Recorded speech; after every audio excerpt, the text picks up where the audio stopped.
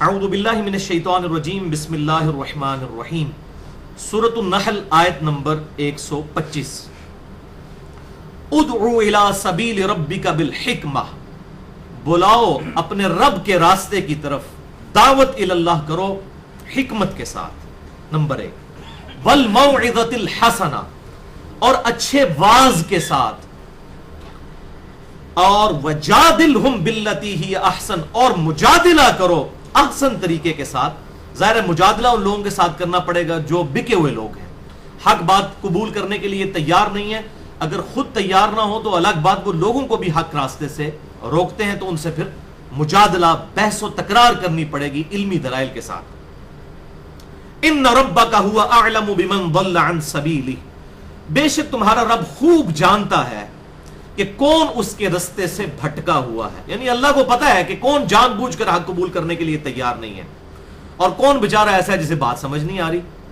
وَهُوَ أَعْلَمُ بِالْمُهْتَدِينَ، اور وہ خوب جانتا ہے ہدایت پانے والے لوگوں کو کہ کون ہے جو کوشش کر کے حق بات تک پہنچنے کی کوشش کریں گے۔ یعنی سوئے ہوئے شخص کو تو آپ جگا سکتے ہیں، لیکن جو شخص مکرا بن کر آنکھیں بند کر کے لیٹا ہے، اس کی نیت ہی نہیں اٹھنے کی، آپ لاکھ اسے جگائیں، اس کی اٹھنے کی نیت نہیں، وہ کبھی بھی حق بات کو قبول نہیں کرے گا۔ بھائیو، پورے قرآن پاک کے اندر دعوت الی اللہ کے اعتبار سے یہ 3 آیات قرآن کی بڑی اہم ہیں۔ ان میں سے یہ تیسری آیت ہے سورۃ النحل کی آیت نمبر 125، اور ان 3 آیات کو میں کہتا ہوں یہ دعوت کی ہیں، چابی ہیں، کی آف دعوت، انویٹیشن ٹو گاڈ، اللہ تعالیٰ کی طرف تعارف کے لیے دعوت الی اللہ کے اعتبار سے قرآن حکیم کی یہ 3 آیات بڑی اہم ہیں۔ پہلی آیت ہے سورہ آل عمران کی آیت نمبر 64، یا اہل الکتاب قل یا اہل الکتاب تعالوا الی کلمۃ سواء بیننا وبینکم الا نعبد الا اللہ، آؤ اہل کتاب، جیوز اور کرسچنز، ہم تمہارے ساتھ بھی اکٹھے ہونے کے لیے تیار ہیں، اس ایک بات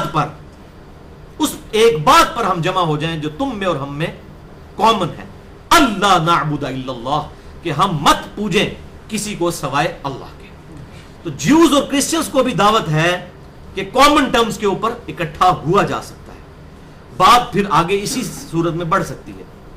اور دوسری آیت ہے سورہ حامیم السجدہ کی آیت نمبر ہے 33، وَمَنْ أَحْسَنُ قَوْلًا مِّمَّنْ دَعَا إِلَى اللَّهِ، اس سے بڑھ کر کس کی بات اچھی ہو سکتی ہے جو لوگوں کو اللہ کی طرف بلائے، وَعَمِلَ صَالِحًا، اور خود بھی نیک اعمال کرے۔ یہ نہیں ہے کہ اوروں کو وصیت کرے اور خود اعمال برے ہوں، پھر یہ دعوت بدنامی کا باعث ہی بنے گی۔ وَقَالَ إِنَّنِي مِنَ الْمُسْلِمِينَ، اور پھر بھی وہ یہ کہے کہ میں بھی عام مسلمانوں میں سے ایک مسلمان۔ کوئی بہت بڑا علامہ یا بزرگ بن کے نہ بیٹھ جائے، اللہ کی طرف بلائے اور اپنے آپ کو سمپل مسلم کہے، مسلمان، سر تسلیم خم کرنے والا۔ یہ 2 آیات سورہ آل عمران کی 64 اور سورہ حامیم السجدہ جسے ہم سورہ فصلت بھی کہتے ہیں اس کی آیت نمبر 33، اور آج جو تیسری آیت ہے دعوت الی اللہ کے اعتبار سے، ادعو الی سبیل ربک بالحکمہ والموعظۃ الحسنہ وجادلہم باللتی ہی احسن، بلاؤ اپنے رب کے راستے کی طرف، نمبر 1 حکمت کے ساتھ، نمبر 2 اچھے واعظ کے ساتھ، اور نمبر 3 مجادلہ کرو، بحث و تکرار کرو بڑے احسن طریقے کے ساتھ۔ بحث و تکرار کے ساتھ کہا احسن طریقے سے، یعنی گالی گلوچ پہ نہ اتر آؤ، بات منوانے کے لیے علمی دلائل سامنے رکھو۔ تو یہ سمجھ لیں کہ دنیا میں بیسیکلی 3 کیٹیگری کے لوگ ہوتے ہیں۔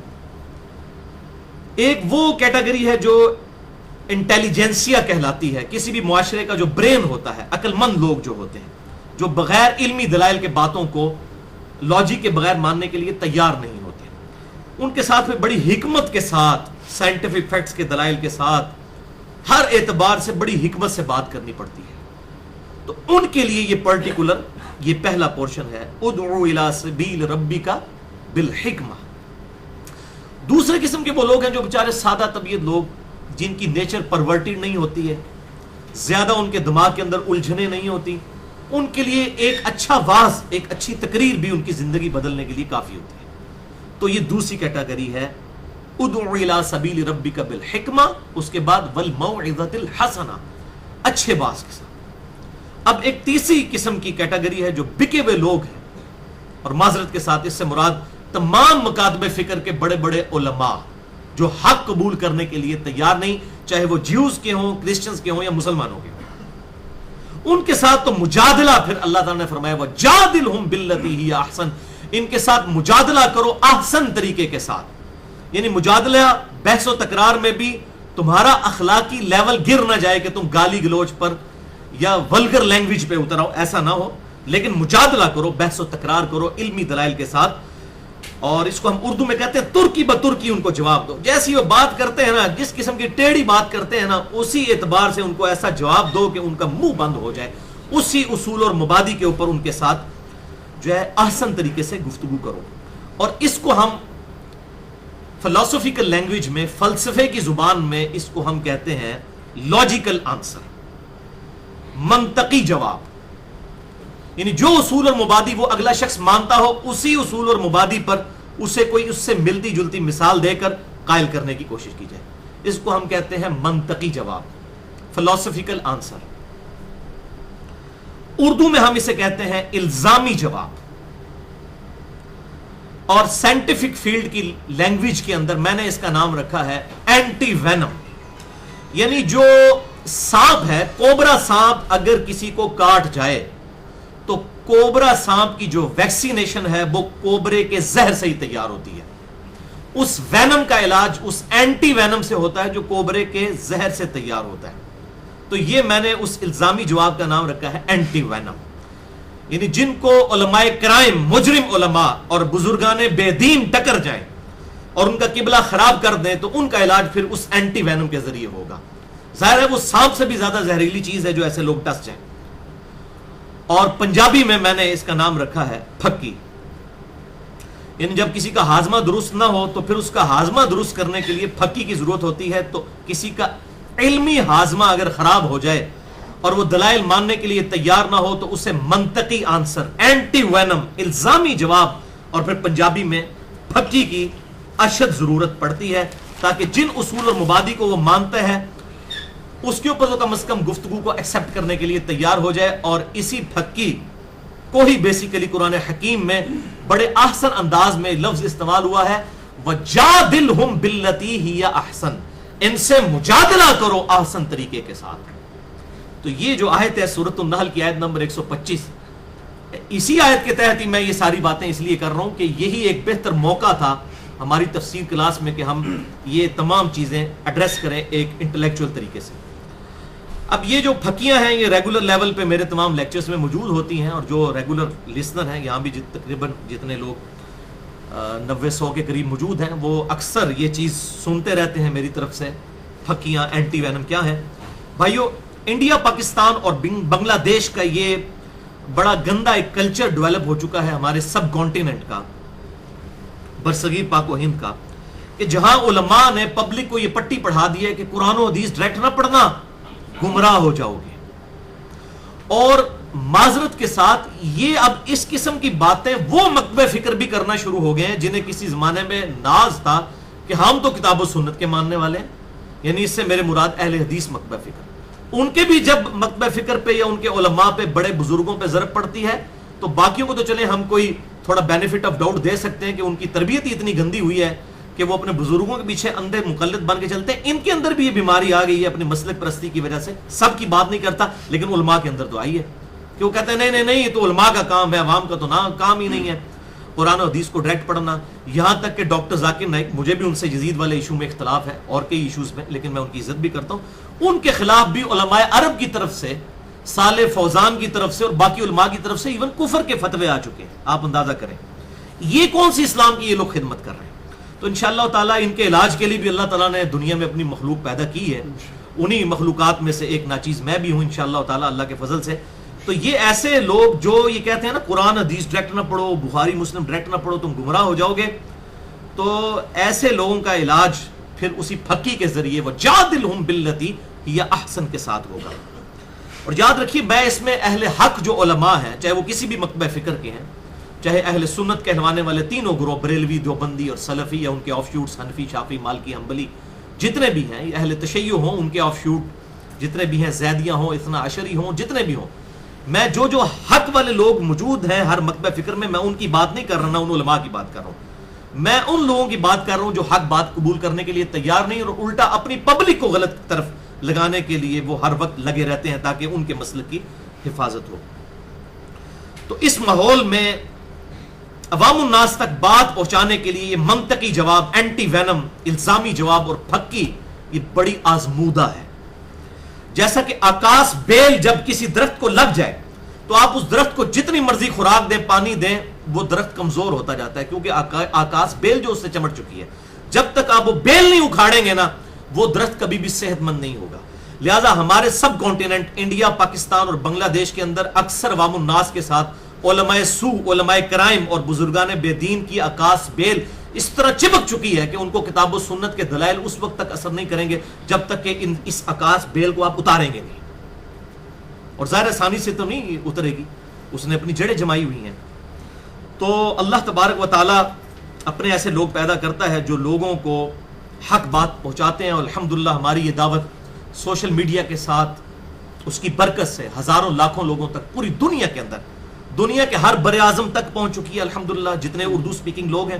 اور دنیا میں تقریباً 60% لوگ ایسے ہیں مسلمز، 60% مسلمز جو کہ اردو زبان سمجھتے بھی ہیں، بولتے بھی ہیں. لکھنے میں رسم الخط میں فرق ہو سکتا ہے، کوئی جو ہے وہ رومن میں لکھ لے اور کوئی جو ہے وہ ہندی لینگویج میں لکھے، کوئی اردو الفابیٹس میں لکھے، وہ الگ بات، لیکن یہ سمجھی جاتی ہے. لہٰذا اسی سلسلے میں نے آج سے تقریباً 2.5 سال قبل ایک لیکچر 2 نشستوں میں ریکارڈ کروایا تھا اسی اینٹی وینم کے لیے. ربیع الاول 1434 ہجری فروری 2013 کے اندر. مسئلہ نمبر 71A، علماء اور بزرگوں کی اندھا دھند پیروی کا انجام اور اس کا علاج. اور اسی کا پارٹ نمبر B تھا جو ایک علمی ایٹامک بم ثابت ہوا اصلاح کے اعتبار سے. مسئلہ نمبر 71B، انڈیا اور پاکستان کے علماء اور بزرگوں کی 19 گستاخانہ عبارات کا تحقیقی جائزہ، جو یوٹیوب پہ بھی موجود ہے، ہماری ویب سائٹ اہلسنتپاک.com کے اوپر بھی موجود ہے. ان لیکچرز کے بعد پوری دنیا کے اندر کوہرام مچ گیا اور پبلک سوچنے پر مجبور ہو گئی کہ ہم ان بزرگوں جن کی وجہ سے ہم کتاب و سنت کو ماننے سے انکار کرتے تھے، ہمیں کوئی آیات پڑھ کے سنائے یا بخاری اور مسلم سے حدیث، تو ہم کہتے تھے اتنے بڑے بڑے بزرگ پاگل ہیں. جب ان کو پتا چلا کہ اتنے بڑے بڑے بزرگوں نے اپنے ناموں کے کلمے پڑھوائے ہیں، لا الہ الا اللہ اشرف علی تھانوی رسول اللہ نعوذ باللہ من ذالک، لا الہ الا اللہ چشتی رسول اللہ نعوذ باللہ من ذالک، اللہم صلی علی سیدنا و نبینا اشرف وعلی آل اشرف ولیعوذ باللہ تعالی. تو انہوں نے کہا یہ اتنی بڑی بڑی فاحش غلطیاں جو ایک عام آدمی کو بھی سمجھ آ سکتا ہے کہ یار یہ غلطی تو نہیں کوئی ایک عالم کو کرنی چاہیے. پھر الٹا ان پہ مناظرے ہو رہے ہیں اور وہ ڈیفینڈ کر رہے ہیں ان غلطیوں کو، کبھی معرفت کی بات کہہ کے، کبھی صوفیاء کی چھتیحات کہہ کے، کبھی کچھ بلا اینڈ بلا وہ اپنے بزرگوں کو تیار ہیں. لیکن پبلک تو ظاہر ہے بیوقوف تو نہیں ہے. تو ان 2 لیکچرز نے الحمدللہ لوگوں کے دماغ میں ڈرل کیا اور ان کا وہ دماغ کھل گیا کہ او یہ تو ہمارے ساتھ بڑے لیول کا دھوکہ ہو رہا ہے اور اتنے بڑے بڑے بزرگوں کے نام کے اوپر ہم پر غلط عقائد جو ہیں وہ چمٹائے جا رہے ہیں. تو انہوں نے یہ جو تقلید کا بندھن تھا اپنے بزرگوں کا، یہ اتار کر پھینکنا شروع کر دیا. جب انہوں نے اتنے بڑے بڑے بلنڈرز دیکھے اپنے بزرگوں کے بارے میں، اور وہ کتابیں جن کے بارے میں ان کے ماننے والوں کا دعویٰ ہے کہ یہ بدلی نہیں ہے، آپ کو نہیں سمجھ آتی. پھر ظاہر ہے کہ لوگ پھر کتاب و سنت کی طرف آئے، اجماع کو حجت ماننا شروع کیا، قرآن حکیم، صحیح بخاری اور صحیح مسلم کی طرف لوگوں کا رجوع شروع ہو گیا. تو ظاہر ہے کہ یہ اللہ تبارک و تعالیٰ اپنے بندے ایسے مسلط فرما دیتا ہے. اور یہ میں بات صرف تحدیث نعمت کے طور پر کر رہا ہوں، مجھے کوئی اس کے لیے یعنی کسی سے تعریفی کلمات لینے کی ضرورت نہیں ہے. جو اللہ تعالیٰ اپنے بندے اٹھاتا ہے. میں کہتا ہوں جیسا کہ سیدنا خالد ابن ولید رضی اللہ تعالیٰ عنہ کو اللہ تعالیٰ نے مشرکین عرب میں سے اٹھایا، صلح حدیبیہ کے بعد مسلمان ہوئے، اور اس وقت کی 2 بڑی سپر پاورز رومن امپائر اور پرشین امپائر کے اوپر مسلط کر دیا.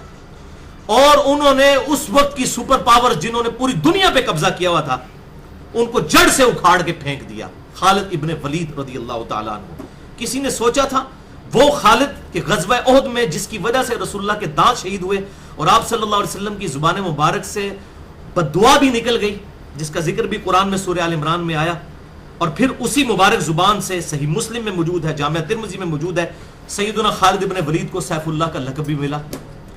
تو مشرکین عرب سے خالد ابن ولید کو اس گمراہ کن نظریات سے اٹھا کر رومن امپائر پر دے مارا اللہ تعالیٰ نے، اور پرشین امپائر کے بھی ٹکڑے ٹکڑے کر دیے۔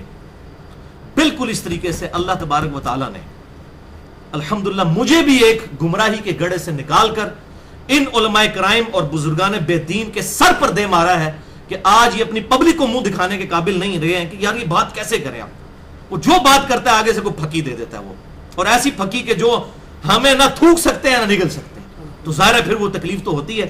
اور یہ ظاہر ہے کہ اس طرح کی چیزوں کا پھر ریاکشن جو ہے یہ بالکل آبویس ہے، جس کے پیٹ پہ لات پڑے گی تو ظاہر ہے اسے تکلیف تو ہوگی، وہ پھر اپنے حربے استعمال کرے گا، چاہے اسے جھوٹ بولنا پڑے، چاہے اسے وہ دودھ میں ملاوٹ کرنی پڑے۔ بار اس نے حدیث لکھ کے لگائی ہوگی جس نے ملاوٹ کی وہ ہم میں سے نہیں، لیکن ملاوٹ والا دودھ بیچے گا بالکل اس طریقے سے۔ بار بے شک لکھا ہوگا علیکم بسنتی و سنت الخلفاء الراشدین المہدیین، یہ بھی لکھا ہوگا کہ میں اپنے بعد دو چیزیں چھوڑ کے جا رہا ہوں، کتاب اللہ اور سنت، اور یہ بھی لکھا ہوگا کہ میں اپنے بعد قرآن اور اہل بیت چھوڑ کے جا رہا ہوں، لیکن اندر عقائد جو ہیں وہ اس کے آڑ کے اندر اپنے بزرگوں کے، اپنے بابوں کے اور اپنے علماء کے ہوں گے۔ اور ظاہر ہے کہ پھر اس کا ریاکشن پوری دنیا میں یوٹیوب کے اوپر، سوشل میڈیا کے اوپر، فیس بک کے اوپر آیا، اور آپ حیران ہوں گے کہ تقریباً تمام جتنے بڑے بڑے مکاتب فکر ہیں، بریلوی ہوں، دیوبندی ہوں، اہل حدیث ہوں، اہل تشیع ہوں، تمام کی طرف سے الحمدللہ میں اللہ کا شکر ادا کرتا ہوں کہ بڑے بڑے سخت کامنٹس میرے بارے میں آتے ہیں، اور وہ بعض اوقات ایسے ولگر ہوتے ہیں کہ ان کی پبلک کو خود پتہ چل جاتا ہے کہ یار یہ کوئی بندہ ایسا کوئی ہے جو انہوں نے لڑ گیا، تو اس بندے نے سنیے کہنا کی ہے۔ تو شکر گزار ہوں میں ان کا کہ انہوں نے ایسے معاملات کیے، حالانکہ ان کی اپنی حالت یہ ہے کہ ان کے اپنے علماء کے اوپر یہ رلائے کیے ہوئے ہیں نا، واللہ یہ علماء اگر خود بریلوی، دیوبندی، اہل حدیث، اہل تشیع یا جتنے بھی ہیں، ان کے بڑے بڑے علماء اگر یہ قادیانیوں کے گھر پیدا ہوئے ہوتے ہیں نا، تو یہ سارے قادیانیوں کے مولوی ہوتے ہیں، یہ کبھی بھی تحقیق نہ کرتے، کیونکہ جب جس مکتب فکر میں پیدا ہوئے ہیں اسی میں جو رہتے ہیں، تو اگر یہ قادیانیوں کے گھر پیدا ہوتے تو قادیانی ہوتے۔ یہ کبھی بھی نہ سوچتے کہ یہ جو ہے سارا مذہب قادیانیت کا یہ ڈھکوسلا ہے، کبھی بھی نہ سوچتے، اور ان کو کوئی سمجھاتا بھی تو یہ کہتے اتنے بڑے بڑے بزرگ پاگل ہیں۔ تو یہ اپنے اوپر جب یہ معاملہ فٹ کیا جائے نا پھر بات سمجھ آتی ہے۔ لیکن واللہ خیر الماکرین، اللہ تعالیٰ سب سے بڑھ کر بہتر خفیہ تدبیر فرمانے والا ہے۔ اور اللہ کی خفیہ تدبیر کیا ہوئی؟ وہ جو ایک شعر بھی ہے، بدنام ہوں گے تو کیا نام نہ ہوگا، اس کے تحت جب انہوں نے بدنامی کی الحمدللہ چند لوگ جانتے تھے، پھر لاکھوں لوگوں تک دعوت پہنچ گئی۔ اور یہاں پر بھی آپ کو یاد ہوگا جب میرا وہ پمفلٹ چھپا تھا اندھا دھند پیروی کا انجام، جس میں میں نے گستاخانہ عبارتیں انڈیا پاکستان کے بزرگوں کی نقل کی، اسی پہ لیکچر دیا مسئلہ نمبر 71B۔ تو ہماری سیکنڈری کے باہر بھی آج سے تقریباً 3-4 سال پہلے بڑا سا پوسٹر ایک لگا گئے، وہ تقریباً کوئی سمجھ لیں کوئی 2.5 فٹ بائی 4 فٹ کا وہ پوسٹر تھا، جس پہ لکھا ہوا مرزا محمد علی جیلمی کے نام کھلا خط، یہ ہمارے بزرگوں کا گستاخ ہے، یہ اپنے ناپاک پمفلٹ کی فلاں لائن پر ہمارے فلاں بزرگ کو غلط کہتا ہے۔ یہ نہیں لکھا کہ کیوں غلط کہتا ہے، کیونکہ وہ لکھا ہوا تھا کہ انہوں نے کلمہ پڑھوایا لا الہ الا اللہ چشتی رسول اللہ اور لا الہ الا اللہ اشرف علی تھانوی رسول اللہ کلمے کو انڈورس کیا۔ اب یہ لکھ دیں تو پبلک ہے کہ ٹھیک ہے تو کہتا ہے، تو انہوں نے پھر یہ بدنامی کی، اور میں نے اپنے بھائیوں کو اسٹرکٹلی کہا تھا کہ یہ پمفلٹ پھاڑنا نہیں آ سکتا، بدنام ہوں گے تو کیا نام نہ ہوگا۔ اور اس کی برکت سے وہ 3 مہینے تک بارش کی وجہ سے خود اتر گیا، ہم نے نہیں اتارا۔ اس کے بعد پھر ہمارا یہ پمفلٹ عام ہونا شروع ہو گیا، اندھا دھند پیروی کا انجام الحمدللہ۔ اور جن تک بات نہیں بھی پہنچنی تھی وہ اللہ تعالیٰ کے فضل و کرم سے اور ہمارے حاسدین کے حسد کی وجہ سے اور ان کے اس معاملے کو انتہائی بےہودہ طریقے سے ٹیکل کرنے کی برکت سے یہ حق بات الحمدللہ پھیل گئی۔ تو میں ایک محاورہ بولتا ہوں، آپ نے اردو زبان میں ایک محاورہ سنا ہوگا کہ بے وقوف دوست سے عقل مند دشمن بہتر ہوتا ہے۔ یہ سنا ہے نا آپ نے؟ بے وقوف دوست سے عقل مند دشمن بہتر ہوتا ہے۔ میرے کیس میں یہ محاورہ ذرا ڈیفرنٹ ہو گیا ہے، اور میں اب یہ محاورہ کہتا ہوں اردو میں ڈال دیں کہ میرے عقل مند دوستوں سے میرے بے وقوف دشمن بڑے بہتر نکلے ہیں۔ انہوں نے جس بے وقوفی کے ساتھ اور جس بےہودہ طریقے کے ساتھ میرے ایشو کو ہینڈل کیا ہے، الحمدللہ اس کی وجہ سے دعوت اور پھیل گئی ہے۔ اور اس کا ثبوت یہ ہے کہ آج 15 اگست 2015 ہے، آج سے تقریباً 8 مہینے پہلے جنوری 2015 کی بات ہے، جب میرے خلاف فیس بک بنا، ایک پورا ایک بنایا گیا، اس کے اوپر پیج بھی بنایا گیا، اس کے علاوہ یوٹیوب کے سارے مکاتب فکر نے اپنے اپنے حصے ڈالے۔ تو اس وقت ہمارے پچھلے 2-2.5 سال کے اندر ہمارے فیس بک کے فالوورز کی تعداد بمشکل تقریباً کوئی 3,500-4 ہزار تھی، لیکن ان 8 مہینوں کے اندر اس بدنامی کی برکت سے وہ فالوورز 12,000 سے زیادہ ہو چکے ہیں الحمدللہ۔ اس وقت تک ہمارے ویب سائٹ کے جو منتھلی وزٹر تھے وہ 500 کے قریب تھے روزانہ، یعنی ہم نے ایک منتھ کا جب ایوریج نکالا روزانہ 500 بندے پر ڈے وزٹ کرتے تھے، اور الحمدللہ آج 2,000 سے زیادہ لوگ ہماری ویب سائٹ اہل سنت پاک.com اس کو روزانہ 2,000 سے زیادہ لوگ وزٹ کرتے ہیں، تو یہ اس بدنامی کی برکت ہے۔ اور الحمدللہ مجھے جو پرسنل میرے ای میل ایڈریس mirza_95@yahoo.com پہ ای میلز آتی ہیں وہ بھی الحمدللہ ان 8 مہینوں میں ڈبل ہو چکی ہیں، اور بسا اوقات آپ دیکھیں گے فیس بک اور یوٹیوب کے اوپر لوگوں نے کمنٹس کیے، بلکہ مجھے بھی ای میلز بھیجیں، اور وہ کہتے ہیں کہ علی بھائی آپ ہماری طرف سے ان بھائیوں کا شکریہ ادا کریں جنہوں نے آپ کے خلاف یہ چیزیں پھیلائی ہیں، اس کی وجہ سے ہمیں آپ کا تعارف ہوا ہے، ہم تو آپ کو جانتے ہی نہیں تھے، لہٰذا ہم شکر گزار ہیں۔ اور میں اس ویڈیو سے بھی کے وساطت سے ان تمام بھائیوں کا شکر گزار ہوں جنہوں نے مجھے ننگی گالیاں نکالی، میری خوب بدنامی کرنے کی کوشش کی، میری جو ٹیلی فون کالز تھیں جو میری مرضی سے ریکارڈ ہوئی ہیں، چھپ چھپا کے نہیں ہوئی ہیں الحمدللہ، میری اپنی مرضی سے ریکارڈ ہے، اور وہ ساری ٹیلی فون کالز پوری ہماری ویب سائٹ اہل سنت پاک.com پہ موجود ہیں۔ ان کی کٹنگ کر کے اپنا لقمہ ان کے منہ میں ڈال کے اس طریقے سے بدنامی کرنے کی کوشش کی، اور الحمدللہ اس کی وجہ سے حق پھیلا، اور آج بھی میں کچھ باتیں بتاؤں گا تو آپ کو پتہ چلے گا انشاءاللہ تعالی، رہی صحیح کسر جو ہے وہ اور نکل جائے گی ان کی۔ تو میں ان تمام کا شکر گزار ہوں اس حوالے سے، اور میں یہاں پر ایک اعلان اپنی طرف سے ضرور کر دوں جو میں اکثر کرتا بھی ہوں کہ بھائیو الحمدللہ میری روٹی دین کے ساتھ نہیں جڑی ہوئی، اور میں اپنی ذات کی خاطر دین سے 1 روپیہ کمانے کو بھی حرام سمجھتا ہوں، اگرچہ دین کو سورس آف انکم بنانا جائز ہے، میں اپنی ذات کی خاطر اسے حرام سمجھتا ہوں۔ میں سمجھتا ہوں اس کی وجہ سے میں فتنے میں مبتلا ہو جاؤں گا، یہی وجہ ہے کہ میں نے فرقہ واریت کو 3 طلاقیں دے کر اور 4 تکبیریں پڑھ کر ہمیشہ کے لیے دفنا دیا ہے، اور کیونکہ جو فرقہ واریت میں پڑ جائے اور اپنے مسلک کی حفاظت کرنا شروع کر دے اور اپنی روٹی اس کی مسلک کے ساتھ جڑ جائے، وہ کبھی بھی آپ کو حق بات نہیں بتائے گا۔ اور دعا کیجئے اپنے لیے بھی اور میرے لیے اور پوری امت کے لیے کہ اللہ تعالیٰ اس دن سے پہلے کہ ہماری روٹی ہمارے دین کے ساتھ جڑ جائے، اللہ تعالیٰ ہمیں ایمان و عافیت کے ساتھ مدینہ شریف میں موت، بقیع غرقد میں مدفن، اور جنت الفردوس میں اپنے محبوب صلی اللہ علیہ وسلم کے مبارک قدموں میں جگہ عطا فرمائے، آمین۔ بھائیو، میں ایک کٹر بریلوی خاندان کے اندر پیدا ہوا، میری تاریخ پیدائش جو ہے وہ 4 اکتوبر 1977 ہے، ابھی تقریباً سمجھ لیں 38 سال عمر ہونے والی ہے، اور ظاہر ہے کہ بچپن سے لے کے ایک خاص ماحول کے اندر پرورش ہوئی، 30-31 سال تک میں کٹر بریلوی رہا۔ 2007 اور 2008 کے تقریباً درمیان کی بات ہے جب میں نے الحمدللہ قرآن حکیم کو پڑھنا شروع کیا پری ڈیٹرمنٹ رزلٹس کے بغیر، تو آہستہ آہستہ میرا دماغ کھلنا شروع ہوا۔ پھر میں نے کچھ عرصہ ایز اے اسٹڈی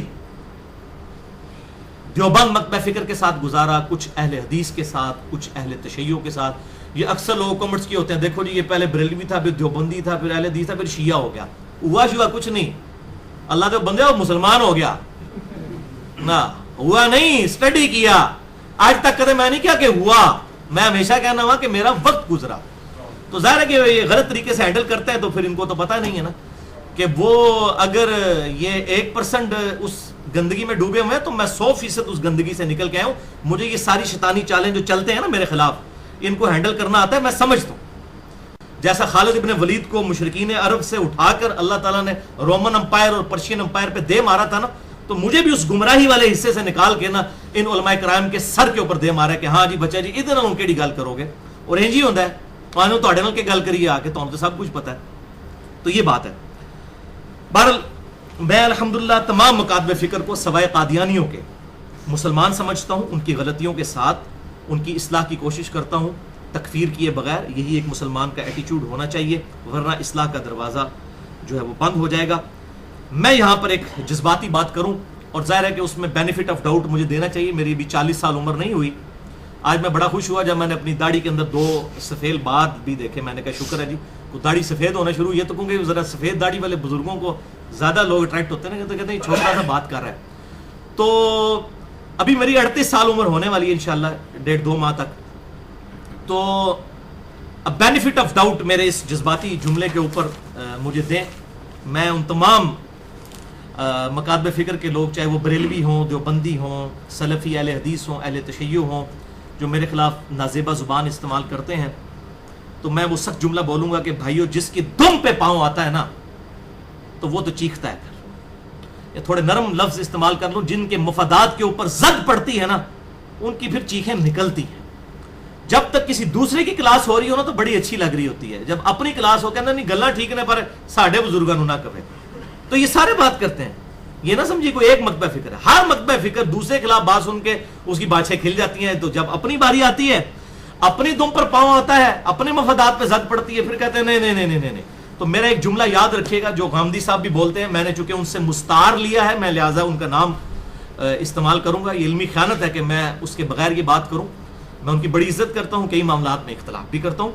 تو غامدی صاحب ایک جملہ بولا کرتے ہیں کہ علم کے میدان میں جذبات کی کوئی حیثیت نہیں ہوتی. یہ بالکل صحیح بات ہے، اور اس کو سپورٹ کرتی ہے قرآن کی وہ آیت انما یخشی اللہ من عبادہ العلماء.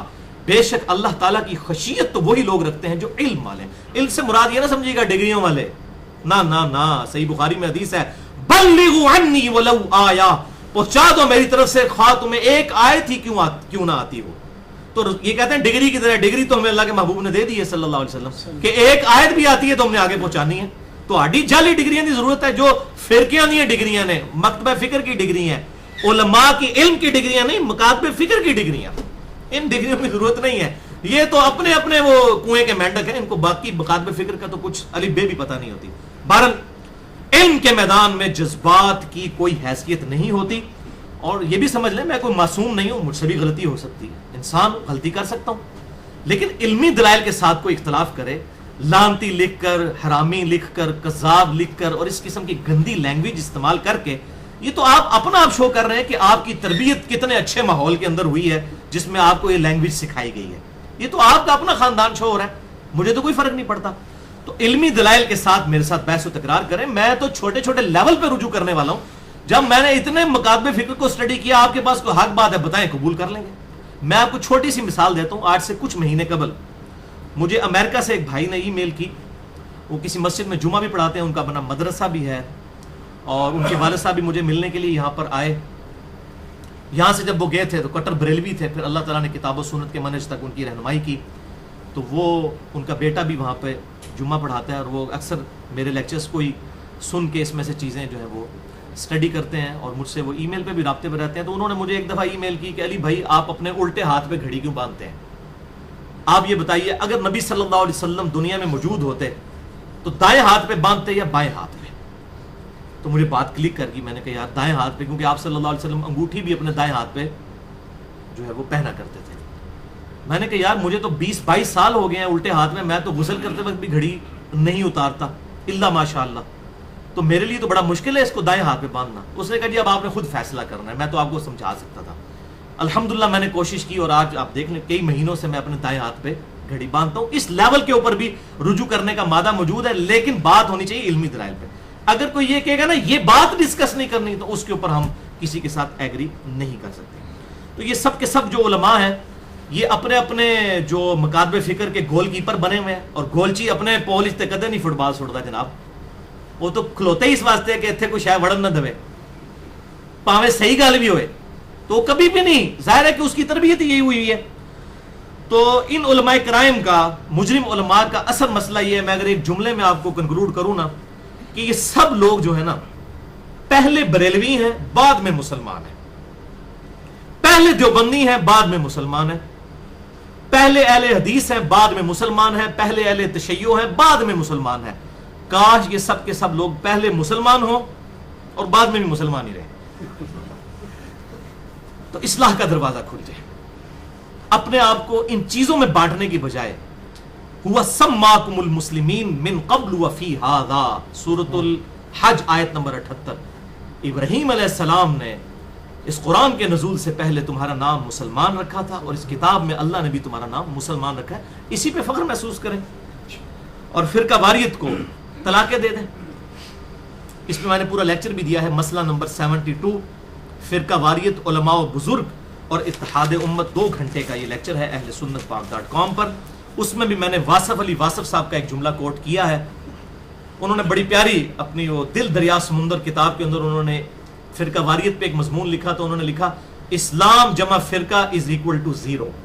انہوں نے ایک میتھمیٹیکل ایکویشن بنائی، اسلام میں جب فرقہ داخل کریں گے رزلٹ 0 آ جائے گا، اور بالکل نظر آ رہا ہے ہمیں. اسی لیے اللہ تعالیٰ نے قرآن حکیم میں بالکل کیٹاگوریکل مینشن کیا ہے. سورہ آل عمران آیت نمبر 103 میں وَاعْتَصِمُوا بِحَبْلِ اللَّهِ جَمِيعًا وَلَا تَفَرَّقُوا، تم سب کے سب مل کر اللہ کی رسی یعنی قرآن کو، غدیر خم کی حدیث میں آئی یہ قرآن ہے صحیح مسلم کے اندر، مضبوطی سے پکڑ لو اور فرقہ واریت میں مت بٹو. اور پھر سورہ الانعام کی آیت نمبر 159 ہے جو ہم نے اپنے منہج پہ بھی لکھی ہوئی ہے، ان الذین فرقوا دینہم وکانوا شیعا، بے شک وہ لوگ جنہوں نے اپنے دین میں فرقے بنائے اور اپنے آپ کو گروہوں میں بانٹ دیا. لست منہم فی شیء، اے نبی صلی اللہ علیہ وسلم آپ کا ان سے کوئی تعلق نہیں ہے. انما امرہم الی اللہ، ان کا معاملہ اللہ کے سپرد. ثم ینبئہم بما کانوا یفعلون، پھر اللہ تعالیٰ ان کو خبر دے دے گا جو دنیا کے اندر انہوں نے یہ کرتوت کیے تھے.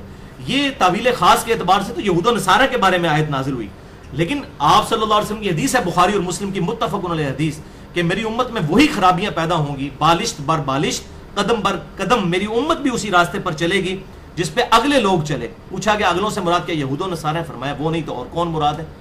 تو وہی خرابیاں اس امت کے اندر بھی آئیں فرقہ واریت کے اعتبار سے، تو ہمیں پہلے ہی منع کر دیا گیا.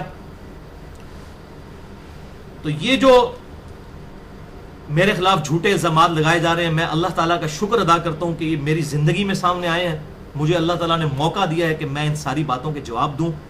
اور یہ میں نہیں کہتا کہ میں حرف آخر ہوں، میرے سے بھی غلطی ہو سکتی ہے. علمی دلائل کے ساتھ بات کی جائے اور دوغلی پالیسی نہ کریں. اپنے بزرگوں کی اتنی بڑی بڑی غلطیاں دیکھتے ہیں اور کہتے ہیں جی انہوں نے خدمات بڑیاں نے، غلطیاں چھوڑ دو. تو بھائی سانو بھی چھڑ دو تسی ساڈی غلطیاں، اگر جو سمجھ دو اپنے زوم وچ تو سانو بھی چھڑ دو، خدمات نو دیکھو. تو اپنے بزرگوں کے لیے اور کرائٹیریا، دوسروں کے لیے اور کرائٹیریا. یہ ہے دوغلی پالیسی، اس سے جو ہے وہ اجتناب کرنا چاہیے. ہر الزام کا جواب دینا ضروری نہیں ہوتا، لیکن بڑے بڑے جتنے الزامات ہیں ان کا جواب دے دیا جائے تو انسان کے بے ایمان اور ایماندار ہونے کا فرق پتہ چل جاتا ہے کہ یہ الزام اچھی نیت کے ساتھ لگایا گیا یا بری نیت کے ساتھ لگایا گیا. وہ خود بخود کلیئر ہو جاتا ہے. پھر بھی ہم نیت اللہ کے سپرد کرتے ہیں، ہم اپنا معاملہ کلیئر کرتے ہیں کہ بھئی ہماری ایسی کوئی انٹینشن نہیں تھی. تو میری جتنی بھی ویڈیو کالز، ویڈیو لیکچرز یا ٹیلی فون کالز جتنی بھی ریکارڈڈ ہیں وہ مکمل ہم نے ریسرچ پیپرز جو ہیں، یہ کوئی چھپی ہوئی چیزیں نہیں ہیں، یہ چھپی ہوئی ہیں، ویڈیو میں ریکارڈڈ ہے. سینکڑوں لیکچرز ہیں، غلطی پکڑنی ہے تو زبانی کلامی بات نہیں، پوری کی پوری چیزیں بیچ میں سے ٹکڑے ٹکڑے نکالتے ہیں اور اپنی مرضی سے اسے قطع برید کر کے جوڑ کے تو میرے خلاف چڑھا دیتے ہیں. یہ کسی کے بے ایمان ہونے کے لیے اس طرح کی حرکت کرنا کافی ہے. اس کی انٹینشن جو ہے وہ بری، وہ پتہ چل جائے گی. تو میری طرف سے بھائیو اعلان عام ہے کہ جسے بھی مجھ سے اختلاف کرنا ہے وہ ضرور کرے. میرا ای میل ایڈریس ہے mirza_95@yahoo.com. اس پہ مجھے ای میل بھیجیں، اپنا جو موقف سامنے رکھیں، انشاءاللہ تعالی میں رجوع کروں گا. اور میری آفیشیل ویب سائٹ جو ہے اہلسنتپاک.com ہے. اور اسی طریقے سے فیس بک کا ایڈریس جو ہے یا واٹس ایپ کا جو بھی چل رہا ہے، اس کے حوالے سے میری کلیریفیکیشن مسئلہ نمبر 108 میں ریکارڈڈ ہے. اس میں 8 کلیریفیکیشن بھی ہیں. اور میرے یہ سارے یوٹیوب کے چینل اور فیس بک کے اعتبار سے جتنی کلیریفیکیشن ہے وہ اس کے اندر ریکارڈڈ ہیں. آج میں اس کی ڈیٹیل میں نہیں جاؤں گا. باقی رہا میرا جو پلانڈ انٹرویو تھا، مسئلہ نمبر 110 کے نام سے اپلوڈ ہونا تھا، انشاءاللہ 2015 کے اینڈ تک سردیوں میں وہ انشاءاللہ ریکارڈ ہو جائے گا. مسئلہ نمبر 110 سورہ آل عمران کی آیت نمبر 110 کی نسبت سے میں نے رکھا تھا. کنتم خیر امۃ اخرجت للناس تأمرون بالمعروف وتنہون عن المنکر وتؤمنون باللہ. تم بہترین امت ہے ہو جو لوگوں کے نفع کے لیے نکالے گئے. تم لوگوں کو نیکی کی طرف بلاتے ہو، برائی سے روکتے ہو اور اللہ پر ایمان لاتے ہو جیسا کہ ایمان لانے کا حق ہے. اس کے تحت مسئلہ نمبر 110 انشاءاللہ پھر اس کے کتنے پھر پارٹس آئیں گے، A B C D، انشاءاللہ کوسچن آنسر سیشنز وہ ریکارڈ ہوں گے. آخر میں میری یہ جو تمہیدی گفتگو کے اینڈ پہ میں ایک بات کروں گا کہ پوری دنیا میں جتنے بھی لوگ اردو زبان جانتے ہیں، میں ان سے یہ پرسنل ریکویسٹ کروں گا کہ دعوت کے اعتبار سے ہماری اس دعوت حق کو عام کریں. کوئی ڈیمانڈ نہیں ہے، کوئی چندہ بک نہیں ہے، کوئی چندہ رسید نہیں ہے. صرف ایک چیز ہے، دعائے خیر کریں میرے حق میں. اور وہ بہترین دعا جو بخاری اور مسلم کی متفق علیہ حدیث ہے، آپ صلی اللہ علیہ وسلم کی اکثر دعا ہوا کرتی تھی، اللہم ربنا آتنا فی الدنیا حسنہ وفی الاخرۃ حسنۃ وقنا عذاب النار. اور میری طرف سے میرے جتنے بھی اللہ کی وجہ سے چاہنے والے لوگ پوری دنیا کے اندر موجود ہیں، تمام بر اعظموں کے اندر الحمدللہ، چونکہ اردو سمجھی جاتی ہے، 60% مسلمان اردو سمجھتے ہیں، ان سے میری ریکویسٹ ہے کہ میرے نام کے اوپر کسی کو بھی اجازت نہیں کہ کسی کو جواب دے ولگر لینگویج کے ساتھ، بالکل اجازت نہیں ہے. اگر کسی نے گالی گلوچ کی ہوئی ہے تو اس کے جواب میں گالی گلوچ نہ کریں، احسن طریقے سے اس کو ڈیفینڈ کریں، اور یہ میرا لیکچر شیئر کروا دیں. خود بخود دودھ کا دودھ اور پانی کا پانی ہو جائے گا. لوگ پاگل نہیں ہیں، بیوقوف نہیں ہیں. آج کل کے لوگ اپنی عقل استعمال کرتے ہیں، اور اسی وجہ سے تو سارے علماء کو تکلیف ہو گئی ہے کہ اب چونکہ دنیاوی تعلیم کی برکت سے، سوشل میڈیا کی برکت سے لوگوں کی عقلیں بالکل کھل چکی ہیں، لوگ حق اور باطل میں تمیز کرتے ہیں. تو کسی کو اجازت نہیں اس اعتبار کے ساتھ، اور اس میں پریشان ہونے کی ضرورت نہیں ہے. علماء کی فکر نہ کریں. جو علماء کرام ہیں ان کو ہدایت کبھی نہیں ملنی، وہ گمراہی کے پیشوا ہیں. اور سورۃ الاعراف کے اندر اللہ تعالیٰ نے ان علماء کو کتے کی مثال سے بیان کیا ہے. بلعام بن بورا کی مثال آئی ہے سورۃ الاعراف کے اندر، اس کا ذکر آیا. المستدرک للحاکم میں صحیح سند کے ساتھ وہ موجود ہے. یہودی عالم تھا بہت بڑا، لیکن ظاہر ہے کہ جب وہ الٹ گیا تو پھر اس کے ساتھ معاملہ ہوا. تو علماء کرام بیونڈ ریپیئر ہیں، ان کے ساتھ کوشش بھی نہ کریں ان کی اصلاح کرنے کی. الحمدللہ کروڑوں عوام موجود ہے.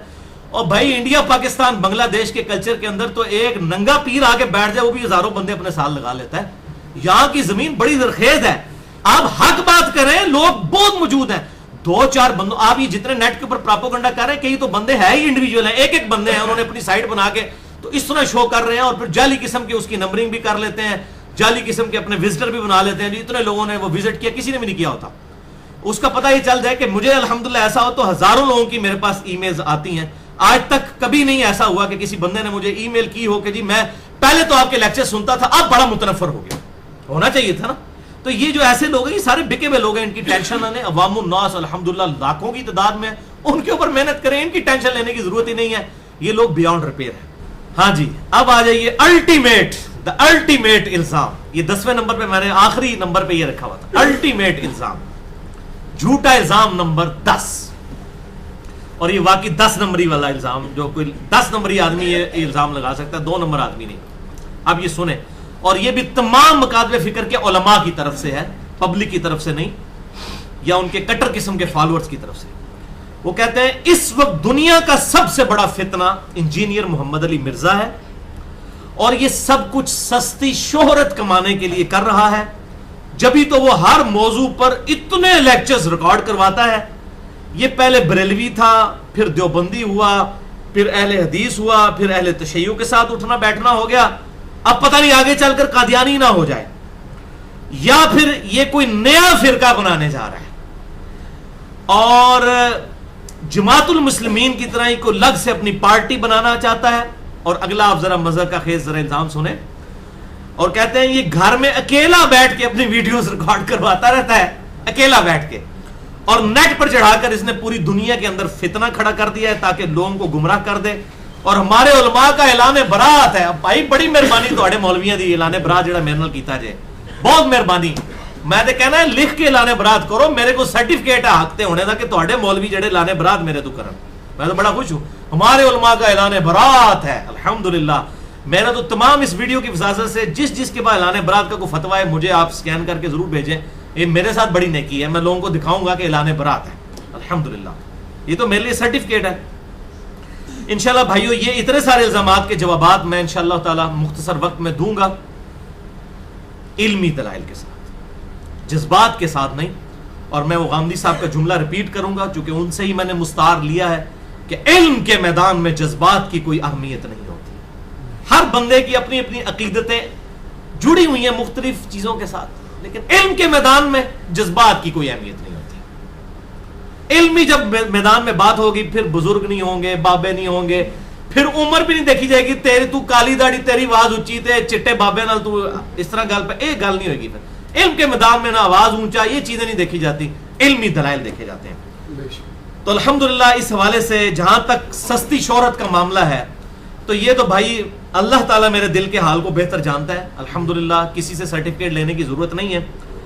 اور اگر یہ سستی شہرت یا دنیاوی مال کمانا کوئی میرا مقصد ہوتا تو میری کوئی چندہ بک ہوتی، کوئی چندے کے لیے لوگ آپ کے پاس آتے، کوئی چندہ باکس ہوتا، کوئی جماعت ہوتی، کوئی قربانی کے کھال اکٹھے کرنے والے کوئی میں نے لوگ بھرتی کیے ہوئے ہوتے. اگر کوئی مال کمانا اس سے مقصد ہوتا، اپنی جیب سے تو نہ لگا رہا ہوتا. تو مال تو بھائی وہ لوگ کما رہے ہیں جو پچھلے 10 20 سال سے تقریریں کر رہے ہیں میں اہل حدیث کیوں ہوا، کتنے مولوی ہیں جو بھائی ہویا تے اللہ سے ہویا بھائی بس کر 5000 روپے ایک تقریر دا تو لینا ہے، میں اہل حدیث کیوں ہویا تے 15 سال تو تقریر پہ کرنا ہے، میں نام نہیں لیتا پھر پرسنل ہو جاؤں گا، کئی بندے ہیں. اچھا میں غیر مقلد سے حنفی کیوں ہوا اور یہ 15-20 سال تک یہی تقریریں جاری ہیں. تو مال تو وہ لوگ کما رہے ہیں جنہوں نے ایک تقریر رٹی ہوئی ہے اور 10-10 15-15 سال کی روٹی اس تقریر سے چلا رہے ہیں. تو میں نے تو کبھی یہ نہیں کہا کہ میں یہ ہوا تھا منو چندہ دیو، بلکہ میں تو کیسے کر سکتا ہوں. ہمیں تو اکثر لوگ مجھے پوچھ رہے تھے آپ جمعہ کہاں پڑھاتے ہیں، میں کہ جی جمعہ نہ اوتھے پڑھاواں نا کہ جتھے کوئی مسجد فرقے دی نہ ہوئے، ساڑیاں گلاں کون سن سکتا ہے. ہم تو پھر دار ارقم میں ہی بات کریں گے نا، یہ دار ارقم یہ جو ہم نے یہاں سجایا ہوا ہے الحمدللہ. نبی صلی اللہ علیہ وسلم نے مکی دور میں دار ارقم میں ہی دعوت کی نا. آپ کو تو بیت اللہ میں بھی یہ لوگ نہیں جانے دیتے تھے، تو یہ دار ارقم ہے الحمدللہ. یہ اسی کے نام کے اوپر وہ جماعت اسلامی نے اپنے اسکولوں کے نام بھی دار ارقم رکھے ہوئے ہیں. تو یہ حکمت والی بات ہے ویسے. اور وہ جماعت اسلامی کی سوچ جو ہے وہ واقعی وہ بھی دار ارقم والا ہی معاملہ ہے. وہاں آپ کو تمام مکاتب فکر کے لوگ نظر بھی آئیں گے اس حوالے سے. تو میں ان کی کوئی جماعت کا ممبر نہیں ہوں، میں صرف جو حق بات ہے کسی کی اچھی چیز اس کی تعریف ضرور کرتا ہوں. تو میرے نزدیک تو بھائیوں مال اور شہرت کمانا تو اپنی آخرت کو برباد کرنا ہے، اور اس کا میں واشگاف اعلان کرتا رہتا ہوں الحمدللہ. اس شخص کے تو دین کا ہی جنازہ نکل جائے جس نے دین کو اس اعتبار سے اڈاپٹ کر لیا ہے کہ وہ تقریریں کر کے اور چندے اکٹھے کرنے کے لیے تقریریں کرتا ہے، اللہ کی رضا کے لیے نہیں. پرٹیکولر میں سب پہ فتویٰ نہیں لگا رہا الا ماشاءاللہ. قرآن حکیم میں دعوت حق دینے والوں کی خوبی آج میں آپ کو کھول کر بیان کر دوں اور آپ کا دل خوش ہو جائے گا. یہ آیت قرآن میں کتنی دفعہ آئی ہے. سورہ ہود کے اندر اللہ تعالیٰ نے کئی انبیاء کا ذکر کیا، اور ہر نبی جب اپنی قوم کے سامنے دعوت رکھتا ہے تو ایک ہی آیت تمام انبیاء کے لیے آئی ہے، سورہ ہود آیت نمبر 51. اور آپ حیران ہوں گے اسی پہ میرا مسئلہ نمبر 51 بھی ریکارڈ ہے. اس وقت مجھے نہیں پتا تھا، یہ تو اللہ کی طرف سے کرامت ہوئی ہے. مسئلہ نمبر 51 ہے میرا، رزق حرام کی مذمت، دنیا پرستی کا انجام اور اس کا علاج، جس میں میں نے ثابت کیا کہ قرآن حکیم میں حرام خوری پہ جتنی آیات ہیں وہ ہیں ہی علماء سو کے بارے میں، نان علماء کے بارے میں کوئی آیت نہیں ہے. اور قرآن حکیم سے کم از کم میں نے 11 ریفرنسز اور 17 صحیح الاسناد احادیث بخاری اور مسلم سے پیش کی تھی الحمدللہ اس حوالے سے. تو یہ مسئلہ نمبر 51 کو نسبت بھی مل گئی ہے. سورہ ہود کی آیت نمبر 51 ہے. ویسے سورہ ہود کی یہ آیت نمبر 51 کے علاوہ بھی اور جگہ بھی سورہ ہود میں بار بار انبیاء کی دعوت کے لیے آیت ریپیٹ ہوتی ہے. سنیں اعوذ باللہ من الشیطان الرجیم بسم اللہ الرحمن الرحیم. جناب تو اڑے کلیجے نو ٹھڑ پہ جائے گی آیت سن کے. اتنی دفعہ آیت آئی ہے. ہر نبی جب دعوت دیتا ہے، حضرت شعیب علیہ السلام، حضرت ہود علیہ السلام، حضرت نوح علیہ السلام، یا قوم لا اسألکم علیہ اجرا، اے میری قوم اس تبلیغ کے بدلے میں تجھ سے دنیا کا کوئی مال نہیں مانگتا، کوئی اجر نہیں مانگتا ان اجری الا علی الذی فطرنی، میرا اجر جو ہے وہ تو نہیں ہے مگر اس ہستی پر جس نے مجھے پیدا کیا، وہ مجھے بدلہ دے گا اس تبلیغ کا. کیونکہ ہمیشہ جو ہے نا وہ اپنے اپنے علاقوں کے جو چودھری اور بڑے بڑے ماچے ہوتے تھے نا وہ نبیوں کے مقابلے پر کھڑے ہو جاتے تھے. ان کو اپنی چودراہٹ کی فکر لگ جاتی تھی، کیونکہ نبی جو ہے اس کے ساتھ لوگ لگیں گے، تو جب لوگ لگیں گے تو جو وہاں پہ آلریڈی بنے ہوئے ہیں بڑے بڑے، تو ان کو تو تکلیف ہوگی کہ یہ ایک نئی پارٹی بن رہی ہے. تو پھر نبی اعلان کرتے تھے کہ ہم کو پارٹی بنانے نہیں جا رہے، ہم نے کوئی چندہ بک نہیں تیار کرنی، یہ معاملات نہیں کرنے. ہم کیا کر رہے ہیں؟ یا قومی لا اسألکم علیہ اجرا، اے میری قوم میں اس تبلیغ کے بدلے میں کوئی دنیا کا مال، کوئی اجر تم سے نہیں مانگتا. ان اجری الا علی الذی فطرنی، میرا اجر تو نہیں مگر اس ذات پر جس نے مجھے پیدا کیا ہے. افلا تعقلون، اب بھی تمہیں عقل نہیں آتی. اگر مال کمانا مقصد ہوتا، ہمارے محبوب صلی اللہ علیہ وسلم کو دیکھیں، آپ صلی اللہ علیہ وسلم اعلان نبوت سے پہلے ایک ڈائنامک تاجر تھے. کتنی حشاش بشاش آپ کی زندگی تھی. عرب کی امیر ترین عورت آپ کی بیوی تھی. پچھلے 15 سال سے 25 سال کی عمر میں شادی ہوئی، 40 سال میں آپ مبعوث ہوئے آپ صلی اللہ علیہ وسلم.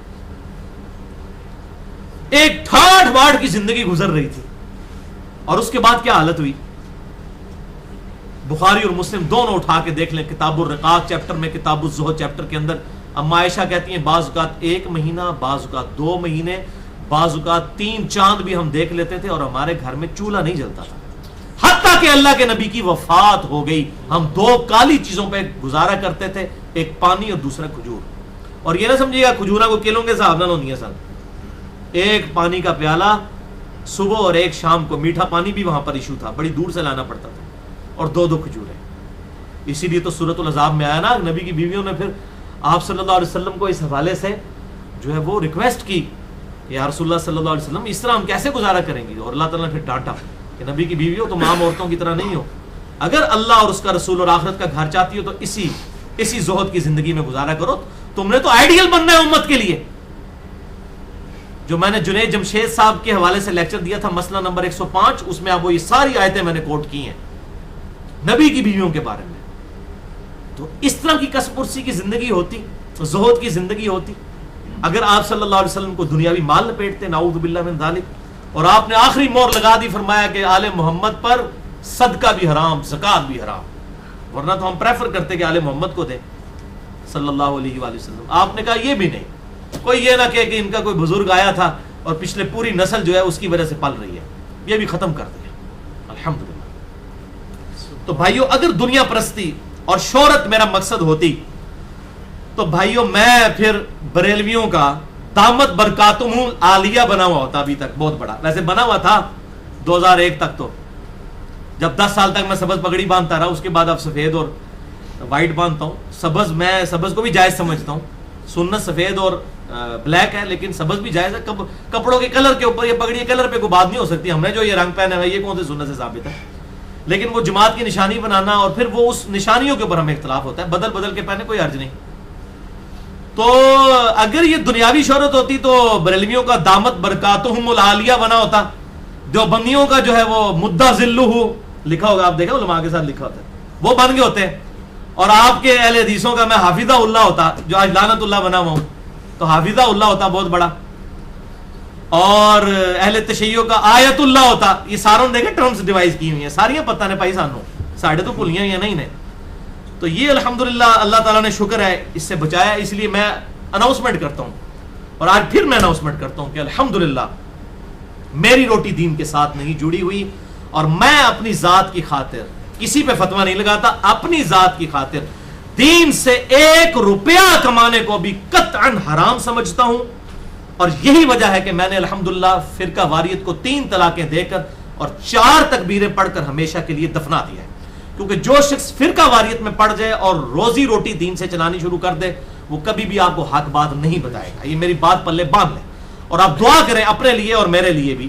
الحمدللہ جتنے بھی یہاں 70-80-100 کے قریب لوگ بیٹھے ہوئے ہیں، کہ اللہ تعالیٰ اس دن سے پہلے کہ جس دن ہماری روٹی دین کے ساتھ جڑ جائے، اللہ تعالیٰ ہمیں ایمان و عافیت کے ساتھ مدینہ شریف میں موت، بقیع غرقد میں مدفن، اور جنت الفردوس میں اپنے محبوب صلی اللہ علیہ وسلم کے قدموں میں جگہ عطا فرمائے. آمین.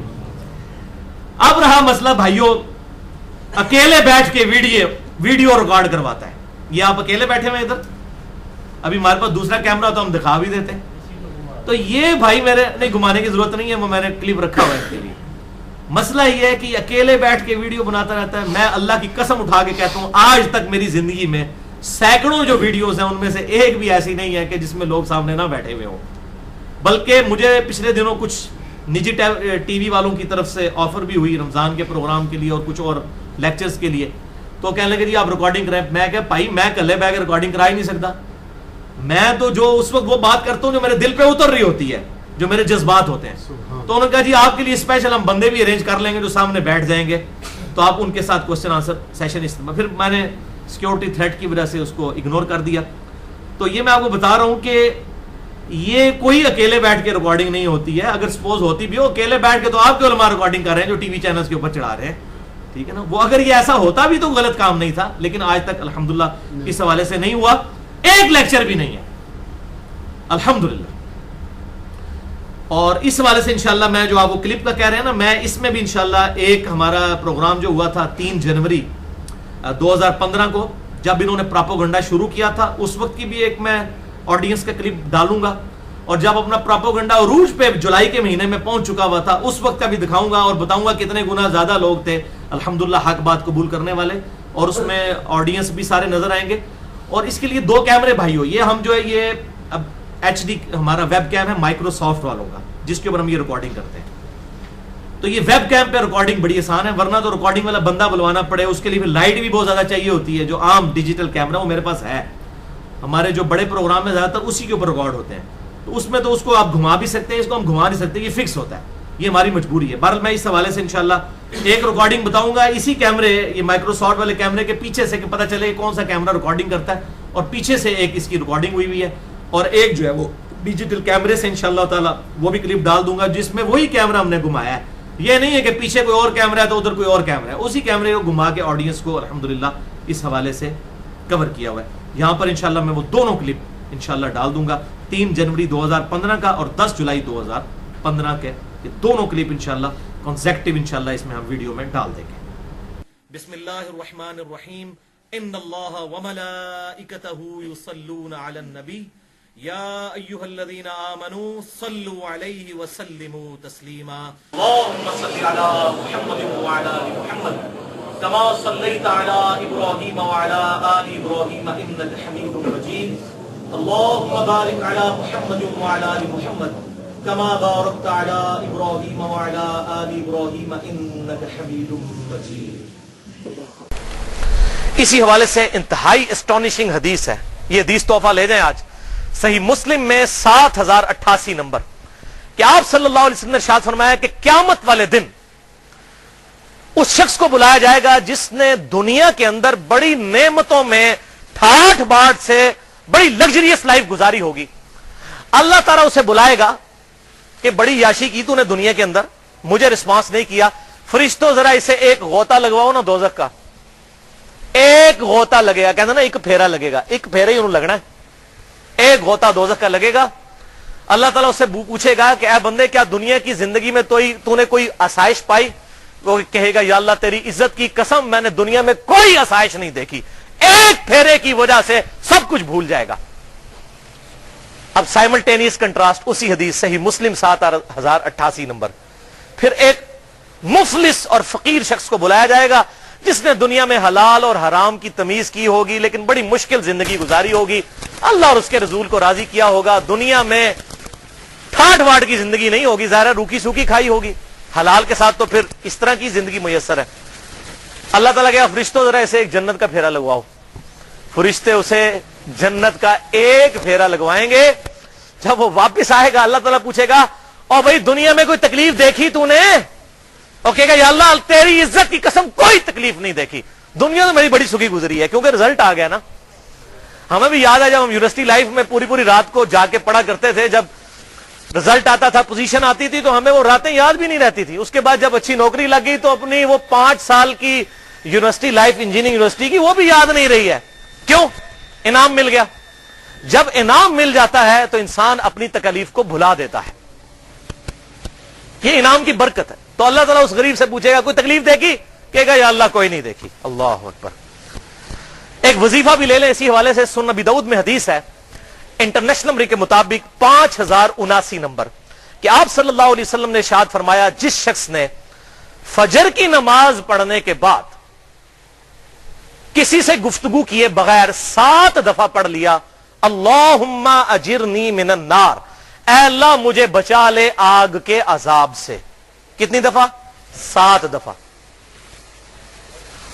تو اس دن میں اگر وہ مر گیا تو اللہ تعالیٰ اسے دوزخ سے رہائی عطا فرما دے گا۔ اور جس نے مغرب کی نماز کے فوراً بعد 7 دفعہ پڑھ لیا اللہم اجرنی من النار، اگر اس رات میں مر گیا تو اللہ تعالیٰ اسے دوزخ سے رہائی عطا فرما دے گا۔ لیکن بھائی جی نماز بھی پہلے پڑھنی ہے، صرف اللہم اجرنی من النار نہیں پڑھنا، نماز پڑھنے کے بعد کسی سے گفتگو کیے بغیر اسی حالت میں بیٹھے ہوئے اللہم اجرنی من النار 7 دفعہ پڑھنا ہے۔ تو یہ وظیفہ لے جائیں۔ تو نماز تو بھائی پڑھنی ہے، صحیح مسلم میں حدیث ہے انٹرنیشنل نمبر کے مطابق 246، جامعہ ترمذی میں موجود ہے کہ انسان کے کفر اور شرک اور ایمان کے درمیان فرق نماز ہے۔ یہاں لوگ کہتے ہیں خیر ہے جی نماز نہ پڑھی تو، اور سنن ابی داؤد میں ایک حدیث ہے، مسند امام احمد میں بڑی ڈیٹیل کے ساتھ ہے، مشکات میں بھی اس کے 2 طرق ہیں انٹرنیشنل نمبر کے مطابق 1330 اور 1331، کہ آپ صلی اللہ علیہ وسلم نے فرمایا قیامت والے دن سب سے پہلے بندے سے نماز کے بارے میں سوال ہوگا، اگر اس کی نمازیں درست نکل آئیں تو اگلے سوال آسان در آسان ہوتے چلے جائیں گے، اور اگر نمازیں درست نہ نکلیں تو اگلے سارے معاملات مشکل در مشکل ہوتے چلے جائیں گے، والعیاذ باللہ تعالی۔ اچھا بخاری اور مسلم میں ایک حدیث ہے کہ قیامت والے دن سب سے پہلے قتل کے مقدمے کا فیصلہ ہوگا. وہ حقوق العباد کا معاملہ ہے. حقوق اللہ میں پہلے فیصلہ ہوگا نماز کا, حقوق العباد میں پہلے فیصلہ ہوگا قتل کے مقدمے کا. یہ اس کا آپٹیمل سولوشن بنتا ہے. بھائیو میں اپنی پیدائش 4 اکتوبر 1977 سے لے کر تقریباً 31 سال تک بریلوی رہا. 2008 کے اندر قرآن حکیم پڑھنا شروع کیا تو کچھ عرصہ میرا دیوبند کے ساتھ پھر اہل حدیث کے ساتھ گزرا الحمدللہ. اور اس کے بعد پھر میں نے کہا آپ کو رہی شہی کثر ہے تو میں نے اہل تشیع کے لیکچرز بھی اٹینڈ کیے. ابھی بھی میں ساروں کے کرتا ہوں, ایسا نہیں ہے. اور یہ بعض لوگوں نے چڑھایا دیکھو جی یہ پہلے بریلوی سی پھر دیوبندی ہوا پھر اہل حدیث پھر شیعہ ہو گیا. بھائی شیعہ میں پہلے دن تو ہی ہاں الحمدللہ. اگر وہ والا شیعہ تسی کہندے ہوتے ہیں, میں شروع تو یزید کے خلاف ہاں. جدو میں بریلوی تھا ادو بھی خلاف تھا. ویسے جب میں بریلوی تھا اتنا خلاف نہیں تھا. جب میں نے حدیثیں پڑھی تو میں زیادہ خلاف ہوا. اس وقت میں اتنا خلاف نہیں تھا غلام سو سعیدی صاحب کی وجہ سے, کیونکہ وہ بڑا نرم سا موقف رکھتے تھے امام غزالی کی وجہ سے. تو باقی اگر وہ والے شیعہ کی بات کرتے ہیں نا امام شافعی والا شیعہ, تو وہ الحمدللہ ہم شروع سے ہی تھے. اگر آپ رافضی والی بات کرتے ہیں تو نہ ہم پہلے تھے نہ اب ہیں. بات سب کی سنتے ہیں, جہاں اختلاف رائے ہو ریکارڈ کروا دیتے ہیں. کوئی بات لے کر آئے نا, مطلب اہل تشیع کو خلفاء راشدین کو حق مانے اگر کوئی رافضی ہو, اور حضرت معاویہ کو رضی اللہ تعالیٰ عنہ کہے اگر کوئی رافضی ہو جو تقیہ کرتا ہے. میرا چیلنج ہے ان سارے مولویوں کو, دنیا میں ایک رافضی لے کے آؤ جو تقیہ کر کے معاویہ کو رضی اللہ تعالیٰ عنہ کہے. وہ گردن کو ٹالے گا, کبھی نہیں رافضی کو کہے گا معاویہ کو رضی اللہ تعالیٰ عنہ, کبھی بھی نہیں کہے گا. اس پہ نہیں ان کو صبر آتا. ابو بکر عمر عثمان و علی پہ آ جاتا ہے. معاویہ بن ابی سفیان کے بارے میں تو ان کے پاس کوئی گنجائش ہی نہیں ہے صبر کرنے کی, تو رضی اللہ تعالیٰ عنہ کہتے ہیں. تو یہ بالکل جھوٹی باتیں کرتے ہیں, ایلیگیشنز لگاتے ہیں, شرم بھی نہیں آتی ہے. تو میں الحمدللہ کسی کی تکفیر نہیں کرتا. رہا یہ مسئلہ جی قادیانی نہ ہو جائے تو یہ بھی پکی میرے کو لے لو. مسئلہ یہ ہے کہ ہم تو اللہ کے حضور دعا کرتے ہیں ربنا لا تزغ قلوبنا بعد اذ هديتنا وهب لنا من لدنك رحمة انك انت الوهاب. اللہ سے مدد مانگتے ہیں الحمدللہ. باقی رہا قادیانی والا مسئلہ, بھائی جی قادیانی تو وہ ہے جو بغیر رفع الیدین کے نماز پڑھتا ہے. قادیانی تو وہ ہو, قادیانی رفع الیدین کے قائل نہیں ہے. اور ہم نے جو ہے وہ رفع الیدین شروع کیا 28 مئی 2008 کو یوم تکبیر والے دن, جس دن پاکستان نے اٹامک بلاسٹ کیے تھے 10 سال پہلے 1998 کے اندر. یوم تکبیر پہ ہم نے الحمدللہ یہ رفع الیدین کی تکبیر بلند کی تھی الحمدللہ. تو ہم تو یہ چیزیں چھوڑ کے آئے. میرے پاس بھی لوگ آتے ہیں جی وہ قادیانی, میں کہتا ہوں آؤ جاؤ قادیانیت عبادت گاہ جاؤ, دیکھو قادیانی حنفی طریقے پہ نماز پڑھ رہے ہیں یا رفع الیدین سے پڑھ رہے ہیں, تو پتہ چل جائے گا قادیانی کس کی پارٹی میں سے نکلے ہوئے ہیں. تو یہ جھوٹے الزام لگا دیتے ہیں خام خواہ. تو باقی میں نے اس حوالے سے چونکہ پہلے بھی جواب دے دیے قادیانیت کے الزام کے حوالے سے, میں مزید اس کی طرف نہیں جانا چاہتا. باقی یہ سب کے لیے میری طرف سے پھکی لے جائیں. سیدنا سلمان فارسی رضی اللہ تعالیٰ عنہ, یہ کون تھے؟ پہلے فارس کے تھے, آتش پرست تھے. پھر یہ یہودی ہوئے, پھر یہ عیسائی ہوئے, نصارہ میں گئے. پھر انہوں نے نبی صلی اللہ علیہ وسلم کے بارے میں سنا تو مکہ شریف آئے, آپ صلی اللہ علیہ وسلم کی دعوت حق قبول کی. شروع کے مسلمانوں میں سے ہیں, اور ان کو آپ صلی اللہ علیہ وسلم نے کہا اعزازی طور پر کہ سلمان ہمارے اہل بیت میں ہے الحمدللہ. اور آپ صلی اللہ علیہ وسلم کی وفات کے بعد بھی یہ تقریباً 25 سال تک زندہ رہے. تو میرا خیال ہے یہ آج جو مجھے قادیانی کہتے ہیں, انہی کے جو بڑے بڑے بزرگ ہوں گے نا اس وقت کے, وہ ان کو یہ کہتے ہوں گے کہ سلمان ویک تو پہلے آتش پرست ہے, پھر تو یہودی ہویا, پھر تو عیسائی ہو گیا, پھر مسلمان ہو گیا, تو ہوں شاید تو قادیانی ہو جائے. ہوں پتہ نہیں کتنے مذہب تو بدلنے نے, یہ کہتے ہوں گے نا, ظاہر ہے جس نے 4 مذہب بدلے تو اس کو لوگ کہتے ہوں گے. تو بھائی میرے الحمدللہ میں الحمدللہ ہو گیا ہوں مسلمان الحمدللہ صحیح معنوں میں. میں یہ نہیں کہ باقیوں کو کافر سمجھتا ہوں, میں سب کو الحمدللہ قادیانیوں کے علاوہ تمام مکاتب فکر کو مسلمان سمجھتا ہوں. ان کی گمراہیوں اور بدعات کے ساتھ ساتھ میں کسی کی تکفیر نہیں کرتا, اور یہی ایک مسلمان کا ایٹیچیوڈ ہونا چاہیے. اب رہا یہ مسئلہ کہ یہ کوئی نیا فرقہ نہ بنا لے, تکو جناب کیسے ٹوٹ کے نیا فرقہ بنا لے. اور یہ بڑے بڑے علماء, ان کے نام نہیں لیتا کیونکہ میرے پاس ان کی ویڈیو ریکارڈنگز یا آڈیو نہیں ہے, ورنہ میں ان کے نام بھی لے دیتا, جنہوں نے یہ جملے بولے ہیں کہ جی یہ علی کی تعلیمات سے نیا فرقہ بننے کی بو آتی ہے. اور بھائی نیا فرقہ بننے کی بو نہیں آندی, پرانے ستے ہوئے شیراں نوں جگانے دی بو آندی ہے. اور نیا فرقہ تو وہ بنائے جس نے کتابیں اپنی علیحدہ کی ہوں. جب میں حوالہ دیتا ہوں قرآن سے, صحیح بخاری سے, صحیح مسلم سے, تو یہ نیا فرقہ ہے. میری کتابیں علیحدہ ہوتی نا, جس طرح آپ کے بزرگوں نے اپنی کتابیں علیحدہ کر لیں, کسی نے فضائل اعمال لکھ لی، تو کسی نے جناب جو ہے وہ فضائل سنت لکھ لی، تو کسی نے 14 ستارے لکھ لی. لوگوں نے کتابیں اپنی الگ الگ بنا لی.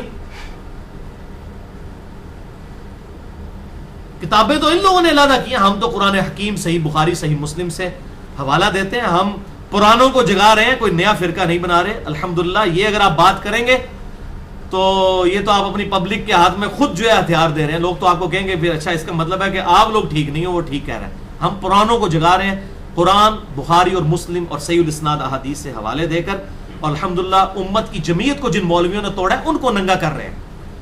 اور پھر یہ کوئی بھی نہ ہو تو پھر جماعت المسلمین کا الزام میرے پہ لگا دیتے ہیں. اندازہ کریں، یعنی ان کے پاس ٹوٹ کے جماعت المسلمین والے پکے ناسبی یزیدی ہیں. میرا ان کے ساتھ کیا لینا دینا؟ میرا تو ان کے ساتھ بنیادی اختلاف ہے اس مسئلے کے اوپر. پھر وہ مسلمانوں کی تکفیر کرتے ہیں. مجھے تو کتنے اہل حدیثوں کی گالیاں کھانی پڑ رہی ہیں اس وجہ سے کہ میں کسی بریلوی دیوبندی اہل حدیث شیعہ کی تکفیر نہیں کرتا. تو جماعت المسلمین میں سے میں کہا گیا میں تو کسی کی میں تو ان کو ماڈرن خوارج سمجھتا ہوں، اور میرے پورے لیکچرز ان کے خلاف ریکارڈ ہیں. اس حوالے سے الحمدللہ میرا ایک کلپ تھا 15 جون 2013 کو ریکارڈ ہوا تھا انشاءاللہ مسئلہ نمبر 75A میں سے، بدعت کے حوالے لیکچر میں سے. وہ تقریباً 16-17 منٹ کا کلپ ہے، وہ یہاں پر میں ڈال دوں گا. پھر انشاءاللہ تعالی میرا پوائنٹ آف ویو لوگوں کے سامنے آ جائے گا. خود بخود لوگ فیصلہ کریں گے کہ میرا پوائنٹ آف ویو کیا ہے. وہ پبلک خود انشاءاللہ اس کلپ کو دیکھ کے فیصلہ کر لے گی انشاءاللہ. مثال نمبر 1، کڑوی گولی، اور وہ ہے فرقہ واریت کی بدعت، بلکہ فرقہ واریت کی لعنت. اور آپ حیران ہوں گے کہ ان فرقہ باز مولویوں نے مختلف سرمنیز ارینج کی ہوئی ہوتی ہیں فرقہ واریت پھیلانے کے لیے. مختلف کانفرنسز ہوتی ہیں، جشن دیوبند کانفرنس، تاجدار بریلی کانفرنس، شان اہل حدیث کانفرنس، شان اہل تشیع کانفرنس، اس قسم کی کانفرنسز. آج تک کبھی آپ نے سنا ہے مذمت فرقہ واریت کانفرنس ہوئی ہے؟ کوئی آپ کی زندگی میں کبھی ہوئی ہو اس عنوان سے؟ اس کا مطلب ہے کہ یہ فرقہ واریت کو ختم کرنا ہی نہیں چاہتے، کیونکہ یہ خود اس بدعت کے اندر مبتلا ہو چکے ہیں. مولوی اور ان کے کٹر فالوورز، عوام نہیں، عوام تنگ آ چکی ہے. عوام کو نہیں میں بدعتی سمجھتا، مولوی الا ماشاء اللہ جو اہل حق موجود ہیں. تو بات اس میں وہی ہے جو پنجابی میں کہا جاتا ہے، عقل نہ ہوئے تے موجے ہی موجاں تے عقل ہوئے تے سوچے ہی سوچاں. جس کو عقل نہیں تو اس کو موج ہے، اس کو تو بات پتہ ہی نہیں ہے، تو فرقہ واریت کرے گا، بڑے شوق کے ساتھ فرقہ واریت پھیلائے گا. لیکن اس کو بات سمجھ آ گئی کہ قرآن کس قدر مخالف ہے اور سنت کس قدر مخالف ہے فرقہ واریت کی، اس کی تو رات کی نیندیں آرام ہو جائیں گی. وہ مر جائے گا اپنے آپ کو کسی فرقے کے ساتھ منسوب کبھی نہیں کرنے لگا. وہ کہے گا میں قرآن کی آیت کا منکر ہو جاؤں، اور وہ آیات ہے ہی پرٹیکولر مسلمانوں کے بارے میں. اور وہ ہے سورہ آل عمران کے اندر آیت نمبر 102 103 اور اس کے بعد 105. اور یہ کوئی ڈھونڈنا کوئی راکٹ سائنس نہیں ہے، یہ بڑی آسانی کے ساتھ آپ آیات ڈھونڈ سکتے ہیں. پارہ نمبر 4 میں شروع ہی میں آپ کو یہ آیات انشاءاللہ تعالی مل جائیں گی. اعوذ باللہ السمیع العلیم من الشیطان الرجیم، بسم اللہ الرحمن الرحیم. پارہ نمبر 4 کے پہلے یا دوسرے صفحے پہ آ جاتی ہیں آیت. یا ایھا الذین آمنوا اتقوا اللہ حق تقاتہ، اے ایمان والو اللہ سے ڈرو جیسا کہ اس سے ڈرنے کا حق ہے. اور سب سے بڑا حق کیا ہے؟ ولا تموتن الا وانتم مسلمون، دیکھنا تمہیں موت نہ آئے مگر اس حال میں کہ تم مسلم، اللہ کے فرما بردار مرنا. کسی اور ٹائٹل سے نہ مرنا، اللہ کی فرما برداری کے ٹائٹل سے، مسلم کے ٹائٹل سے مرنا. اور ساتھ ہی پھر بتا دیا کہ مسلم کی پہچان کیا ہے فرما بردار کی. وَاعْتَصِمُوا بِحَبْلِ اللَّهِ جَمِيعًا وَلَا تَفَرَّقُوا، اللہ کی رسی کو مضبوطی سے تھام لو اور فرقہ واریت میں مت بٹو. یہ مسلمانوں کو کہا جا رہا ہے. اور اللہ کی رسی یہ کتاب ہے. وہ غدیر خم کی حدیث میں انٹرنیشنل نمبرنگ کے مطابق صحیح مسلم میں 6225 سے لے کر 6228 تک 4 احادیث ہیں. اس میں آپ صلی اللہ علیہ وسلم نے اہل بیت کا احترام اور قرآن کو پکڑنے کی ترغیب دلائی، اور وہاں فرمایا آپ صلی اللہ علیہ وسلم نے اللہ کی کتاب اللہ کی رسی ہے، جو اس کو پکڑے گا ہدایت پر ہوگا، جو چھوڑ دے گا گمراہ ہو جائے گا. یہ ہے اللہ کی رسی. اس کو پکڑو اور فرقہ واریت میں مت بٹو. یہ تو تھا پازیٹو انداز سمجھانے کا. ایک ہے اس کا سائملٹینیس کنٹراسٹ. وہ دو آیتیں چھوڑ کر سخت ترین آیت ہے، وہ اس سے بھی زیادہ سخت ہے، اور میں حیران ہوں کہ وہ آیت لوگ کوٹ کیوں نہیں کرتے. اور وہ آیت ہے سورہ ال عمران کی 105. 103 تھی، وہ 105. وَلَا تَكُونُوا كَالَّذِينَ تَفَرَّقُوا وَاخْتَلَفُوا مِن بَعْدِ مَا جَاءَهُمُ الْبَيِّنَاتُ. اے مسلمانوں، ان لوگوں کی طرح مت ہو جانا کہ جنہوں نے اپنے دین میں فرقے بنائے اور اختلاف کرنا شروع کر دیا بعد اس کے کہ ان کے پاس روشن دلائل آ گئے تھے. یعنی یہودیوں عیسائیوں کا اللہ تعالیٰ نے حوالہ دیا کہ ان کی طرح نہ ہو جانا کہ تم کتاب و سنت کے آنے کے بعد اختلاف اور فرقے بنا لو. کیا انجام ہوگا؟ وَأُولَئِكَ لَهُمْ عَذَابٌ عَظِيمٌ. اور ایسے لوگوں کے لیے بہت بڑا عذاب ہے، فرقہ بنانے والوں کے لیے. وَلِيَعُوذُ بِاللَّهِ تَعَالَى. اب ظاہر ہے کہ مولوی جو فرقہ بازی پر تلے ہوئے ہیں وہ شیطانی وسوسے پھر امت کو من الجنت والناس یہ سکھاتے ہیں. اور جی جامعہ ترمذی میں سنن ابی داؤد میں صحیح حدیث ہے کہ میری امت کے 72 فرقے دوزخ میں جائیں گے اور ایک گروہ جو ہے وہ جنت میں جائے گا. اور بخاری اور مسلم کی متفق علیہ حدیث ہے میری امت کا ایک گروہ طائفہ منصورہ قیامت تک حق پر قائم رہے گا.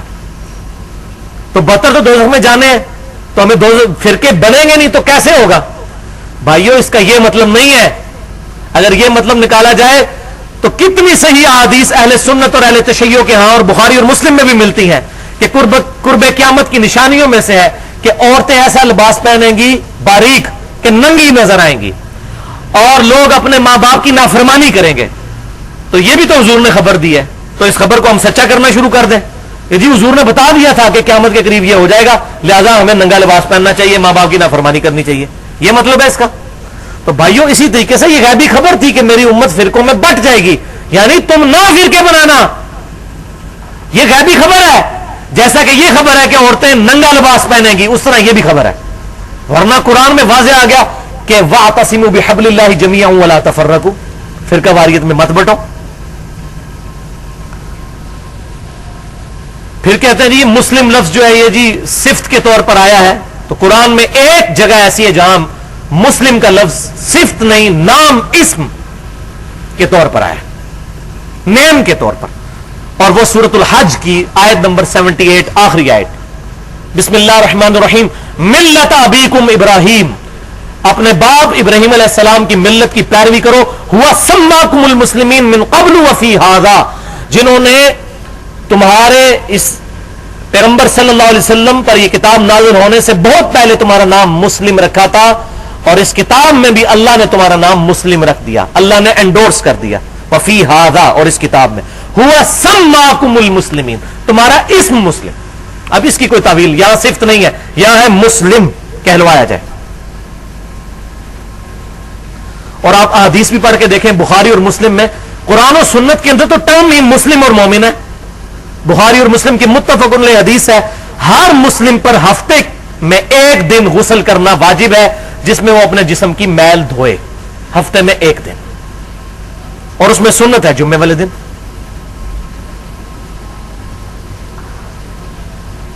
تو وہاں الفاظ ہے مسلم. بریلوی دیوبندی اہل حدیث شیعہ نہیں کہا، فرمایا مسلم. قرآن اور حدیث کی ٹرم ہے مسلم مؤمن. اچھا اب یہ باتیں کرنے شروع کریں گے ان کے پاس ایک اور پھر ہتھیار آ جاتا ہے، اور یہ تو جماعت المسلمین کی دعوت دے رہے ہیں. یہ مولوی ایسے زہریلے الفاظ استعمال کرتے ہیں. جماعت المسلمین یہ دعوت دے سکتی ہے؟ وہ تو تکفیری پارٹی ہے، وہ تو اہل قبلہ اور اہل کلمہ کو کافر کہتے ہیں. ہم تو ان کے خلاف کھڑے ہوئے ہیں کہ وہ ایک صحیح نام صحیح سٹانس کے اوپر غلط طریقے پر چل رہے ہیں. ہم تو تکفیر کی مذمت کرتے ہیں. ہم تو کہتے ہیں صحابہ نے خوارج کی تکفیر نہیں کی ہے. تو یہ زہریلے الفاظ ہیں. بالکل وہی بات، کوئی توحید کی بات کرے تو کہہ دو یہ وہابی ہے، کوئی اہل بیت کی بات کرے کہہ دو یہ رافضی ہو گیا، یہ تو شیعہ ہو گیا. کوئی صحابہ کی بات کر لے اس کو کوئی یہ دیوبندی ہے. کوئی نبی صلی اللہ علیہ وسلم سے سچی عقیدت کی بات کر دے تو اس کو کہہ دو کہ جناب یہ تو بریلوی ہے. اور کوئی کہے جی کتاب و سنت کے منہج پر ہم کسی بڑے سے بڑے بزرگ کی کسی بات کو حق نہیں مانتے, وہ کہتے ہیں یہ تو وہابی ہیں, یہ تو اہل حدیث ہے. بس یہ زہریلے الفاظ سکھا دیے مولویوں نے, ایک دوسرے کو کہتے رہو تاکہ مت مار دو اس کی. یہ ہے ایسا لفظ بولو مت ماری جائے, اگلی بات ہی نہ سنے. جب آپ کتاب و سنت میں توحید کی دعوت پیش کرے اور ایک بندہ کہتے ہیں آپ وہابی ہیں, تو آپ کی بات کس نے سننی ہے؟ مت ماری جائے گی. بولے اعوذ باللہ تعالی. تو یہ سارے انہوں نے ٹوٹکے استعمال کیے ہوئے ہیں امت کے اندر فرقہ واریت. یہ انشاءاللہ تعالی کبھی مجھے موقع ملا تو میں ایڈریس کروں گا. میں انتظار میں ہوں. یہ سورۃ الانعام میں 159 نمبر آیت آنی ہے, اس میں مسئلہ نمبر 72 ریکارڈ کرواؤں گا, فرقہ واریت کی مذمت اور امت محمدیہ پر اس کے برے اثرات انشاءاللہ. بل وہ آیت سن لیجئے, سخت ترین آیت قرآن پاک میں فرقہ واریت کے حوالے سے. بسم اللہ الرحمن الرحیم, سورۃ الانعام آیت نمبر 159. ان الذین فرقوا دینہم وکانوا شیعا, بے شک جن لوگوں نے دین میں فرقے بنائے اور اپنے آپ کو گروہوں میں بانٹ لیا. لست منہم فی شیء, اے نبی صلی اللہ علیہ وسلم آپ کا ان سے کوئی تعلق اور واسطہ ہی نہیں ہے. انما امرہم الی اللہ, ان کا معاملہ اللہ کے سپرد کیجئے. ثم ینبئہم بما کانوا یفعلون, اللہ قیامت والے دن ان کے برے کرتوت ان کو بتا دے گا جو انہوں نے حرکتیں کی تھی. تو جو شخص فرقہ واریت کرتا ہے نبی صلی اللہ علیہ وسلم کا امتی ہی نہیں ہے. وَلِعَاذُ بِاللَّهِ تَعَالَى. لہذا اب یہ تمام گفتگو کے بعد مجھے یہ بات کہنے میں کوئی آر نہیں, اور یہ بات میں جذبات کے ساتھ نہیں, بالکل علمی دلائل کے ساتھ علی وجہ بصیرت کہہ رہا ہوں کہ مسجدوں کے باہر ٹائٹل پر, مسجد کے دروازے پر بریلوی, دیوبندی یا اہل حدیث یا اہل تشیع لکھنا 100% بدعت ہے. 100% بدعت. بلکہ دنیا کی سب سے بڑی اگر کوئی بدعت ہے جو عقیدے میں داخل کی گئی قرآن کی مخالفت میں, واعتصموا بحبل اللہ جميعا ولا تفرقوا, وہ یہی بدعت ہے جو بڑی میٹھی پڑیا کے ساتھ ہمیں ہضم ہو گئی. جو جہاں پیدا ہوا وہ وہی خوش ہے. اس لیے میں بڑا ننگا جملہ بولتا ہوں کہ قادیانی صرف اس لیے کافر ہے کہ آپ کے امی ابو قادیانی نہیں ہے, ورنہ اگر آپ کے اور میرے امی ابو قادیانی ہوتے تو ہم بڑے آسانی کے ساتھ اپنے آپ کو مسلمان اور غیر قادیانیوں کو کافر سمجھ رہے ہوتے ہیں.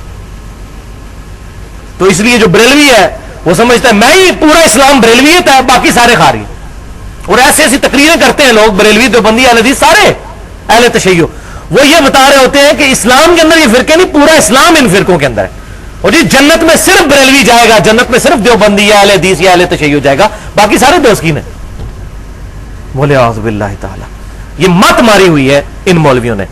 اور اس میں آخری بات میں کر دوں, یہ میرا چیلنج ہے تمام علماء کو جو یہ کہتے ہیں کہ جی یہ ہمارے محدثین نے اہل سنت کی یا اصحاب الحدیث کی اصطلاح استعمال کی.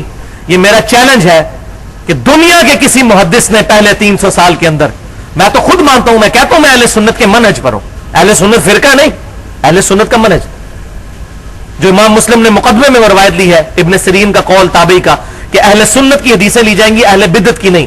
لیکن ان بزرگوں کے فرشتوں کو بھی نہیں پتا تھا کہ اہل سنت اور اہل تشیع یا یہ جو اہل حدیث یا اصحاب الحدیث لفظ یہ استعمال ہوگا ایک فرقہ بنانے کے لیے اور مسجد کے باہر لکھنے کے لیے. ان کے فرشتوں کو بھی نہیں پتا, وہ ایک فکر کی بات کرتے تھے. یہ میرا چیلنج ہے کہ کسی محدث سے یہ بتائیں کہ انہوں نے کہا ہو کہ مسجد کے باہر بریلوی دیوبندی اہل حدیث لکھنا چاہیے یا اہل سنت یا اہل تشیع لکھنا چاہیے. فکر تھی, انہوں نے کہا بس ٹھیک ہے کہ ہماری فکر ہے, دیٹس آل.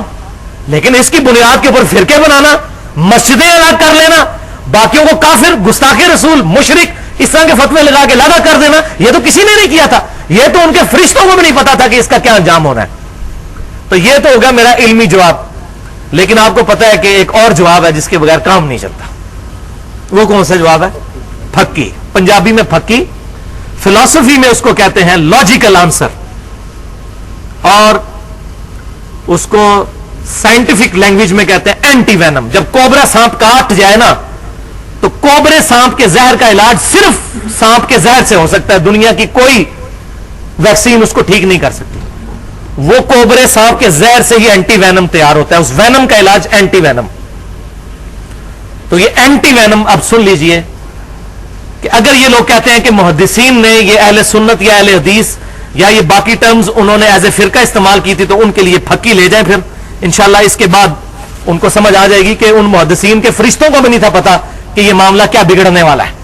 ان بیچاروں کو پتا ہوتا تو آج وہ زندہ ہوتے تو ان کو لتر مارتے کہ تم نے اس کام کو کیا سے کیا بنا دیا. وہ پھکی یہ ہے, وہ علم الکلام سے جواب یہ ہے, فلسفی سے, منطق سے, کہ امام شافعی رحمت اللہ علیہ کا قول اشعار کی شکل میں صحیح سند کے ساتھ دنیا میں تمام محدثین نے نقل کیا ہے ان کے تعارف کے اندر, صحیح سند کے ساتھ اسماء الرجال کی کتابوں میں. اور امام شافعی کو پکڑ لیا, سمجھ لیں اہل سنت کی منڈ کو پکڑ لیا آپ نے.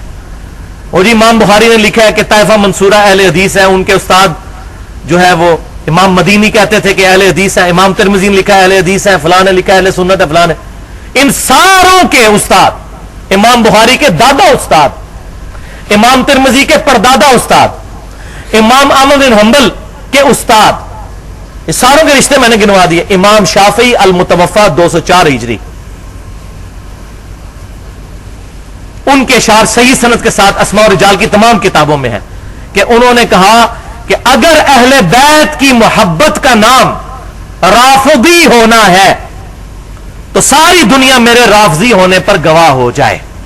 کیا کہا انہوں نے؟ اگر اہل بیت کی محبت کا نام رافضی یا شیعہ ہونا ہے تو میرے رافضی اور شیعہ ہونے پر گواہ ہو جاؤ, میں شیعہ ہوں. پھر اگر اہل بیت سے محبت کا نام تم یہ رکھتے ہو تو کیا مطلب ہے کہ انہوں نے یہ کہا کہ میرا فرقہ شیعہ. تو اگر یہ بات ہے تو ہم تو سارے امام شافعی کو مانتے ہیں, بخاری مسلم کے بنیادی راوی ہیں, امام بخاری کے پردادا استاد ہے, تو ہمیں بھی پھر لکھنا چاہیے بریلوی اور آگے لکھا جائے رافضی شیعہ, کیونکہ امام شافعی کے ماننے والے ہیں نا, ہم عقیدوں میں تو ماننے والے ہیں, فقہ کے اختلاف اپنی جگہ. تو کہیں گے نہیں نہیں نہیں نہیں, امام شافعی نے ایک فکر کی بات کی تھی کہ اگر اہل بیت کی محبت کا نام رافضی ہونا ہے تو میں رافضی ہوں. انہوں نے یہ نہیں کہا تھا کہ میرا فرقہ رافضی ہے.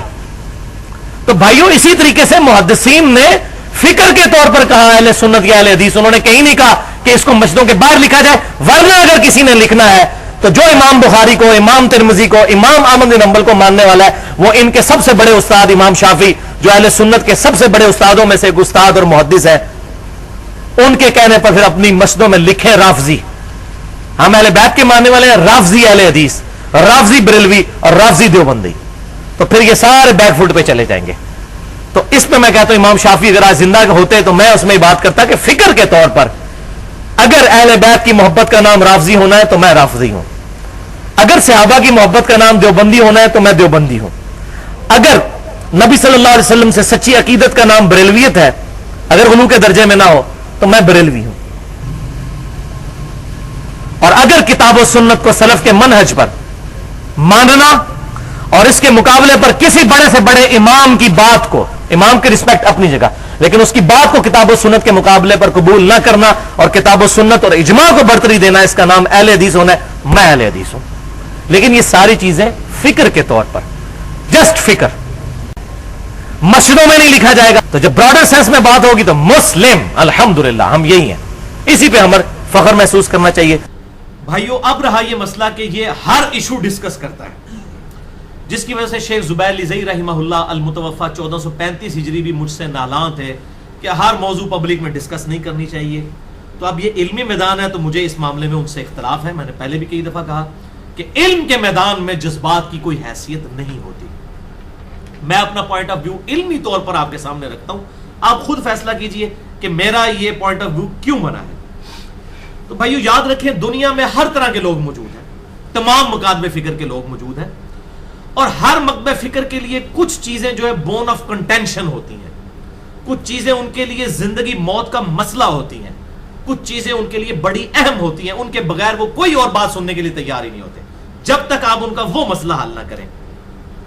مثال کے طور پر بریلویوں کے لیے, ان کی پبلک کے لیے جو ٹریننگ ہوئی ہے, ان کو آپ چاہے قرآن حکیم سے کوئی آیت پیش کریں, بخاری مسلم سے حدیث پیش کریں, وہ کہتے ہیں نہیں پائی تو اسی آئی گستاخ رسول ہو. ان کو یہ جو ایک ٹوٹکا سکھا دیا نا لوگوں کو گستاخ رسول کہنے کا اپنے علاوہ, تو جب تک گستاخیوں کے اوپر بات نہیں ہوگی انہوں نے اگلی بات ہی نہیں سننی. اور میں نے الحمدللہ پھر لیکچر ریکارڈ کروایا, مسئلہ نمبر 71B, انڈیا اور پاکستان کے بزرگوں کی 19 گستاخانہ عبارات کا تحقیقی جائزہ, جس میں نے کسی کو نہیں چھوڑا.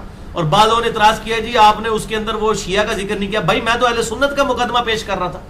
الحمدللہ میں تو اپنے آپ کو بار بار کہتا ہوں کہ میرا منہج اہل سنت والا ہے, فرقہ نہیں. تو میں تو ہے ہی اہل سنت منہج کے اوپر بات کر رہا تھا. تو شیعہ کے حوالے سے مجھے حوالہ دینے کی ضرورت ہی نہیں تھی. ان کی گستاخیاں رافضیوں کی کوئی ڈھکی چھپی ہوئی ہیں. میں نے جنید جمشید والے لیکچر میں بھی کلیئر کٹ یہ جملہ بولا تھا, اتنا سخت جملہ بولا تھا, میں آج ریپیٹ کر دوں. اس میں نے بڑے غلو کے درجے تک کہا تھا کہ رافضی تو اس قابل ہی نہیں ہے کہ میں ان کی غلطیوں کو ڈسکس بھی کروں. میں تو اہل سنت کے مقدمے کی بات کر رہا تھا, لیکن اہم خام خواہ جملے پکڑتے ہیں. بےمان لوگ ہیں نا بیسیکلی, ان کی بےمانی بھی تو کھلنی ہوتی ہے نا.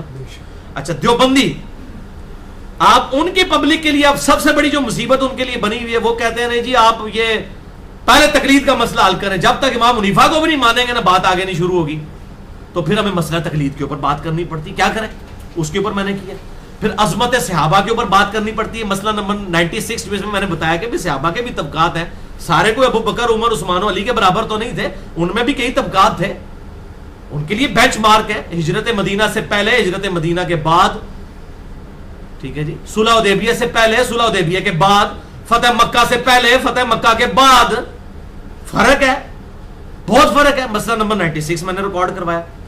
اہل حدیث کے لیے زندگی موت کا مسئلہ رفع الیدین ہے. آپ لاکھ بات کریں, وہ کہیں گے پہلے رفع الیدین تھے, بھائی جی گل کرو. بات بھی ٹھیک ہے ان کی, نماز کوئی چھوٹی چیز تو نہیں ہے.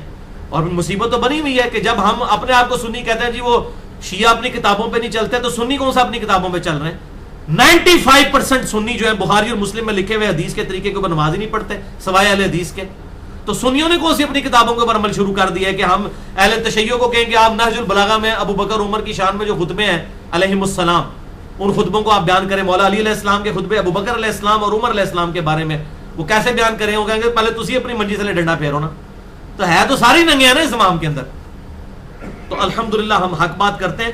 تو میں نے پھر رفع الیدین پہ مسئلہ نمبر 70B ریکارڈ کروایا, مسئلہ نمبر 84 فاتحہ خلف الامام کے اوپر ریکارڈ کروایا. اب بھائیو اہل تشیع کی طرف بھی آئیں, جن میں سے اکثر رافضی ہو چکے ہیں, ان کے لیے بھی ایشو جو ہے وہ یزید سب سے بڑا ایشو ہے. اور ہمیں سب سے بڑے ایشوز توحید کے بعد ان سے یہ ہے کہ صحابہ پر سب و شتم کرتے ہیں, لیکن ہم ان کو اپنی شکلیں کیسے دکھائیں؟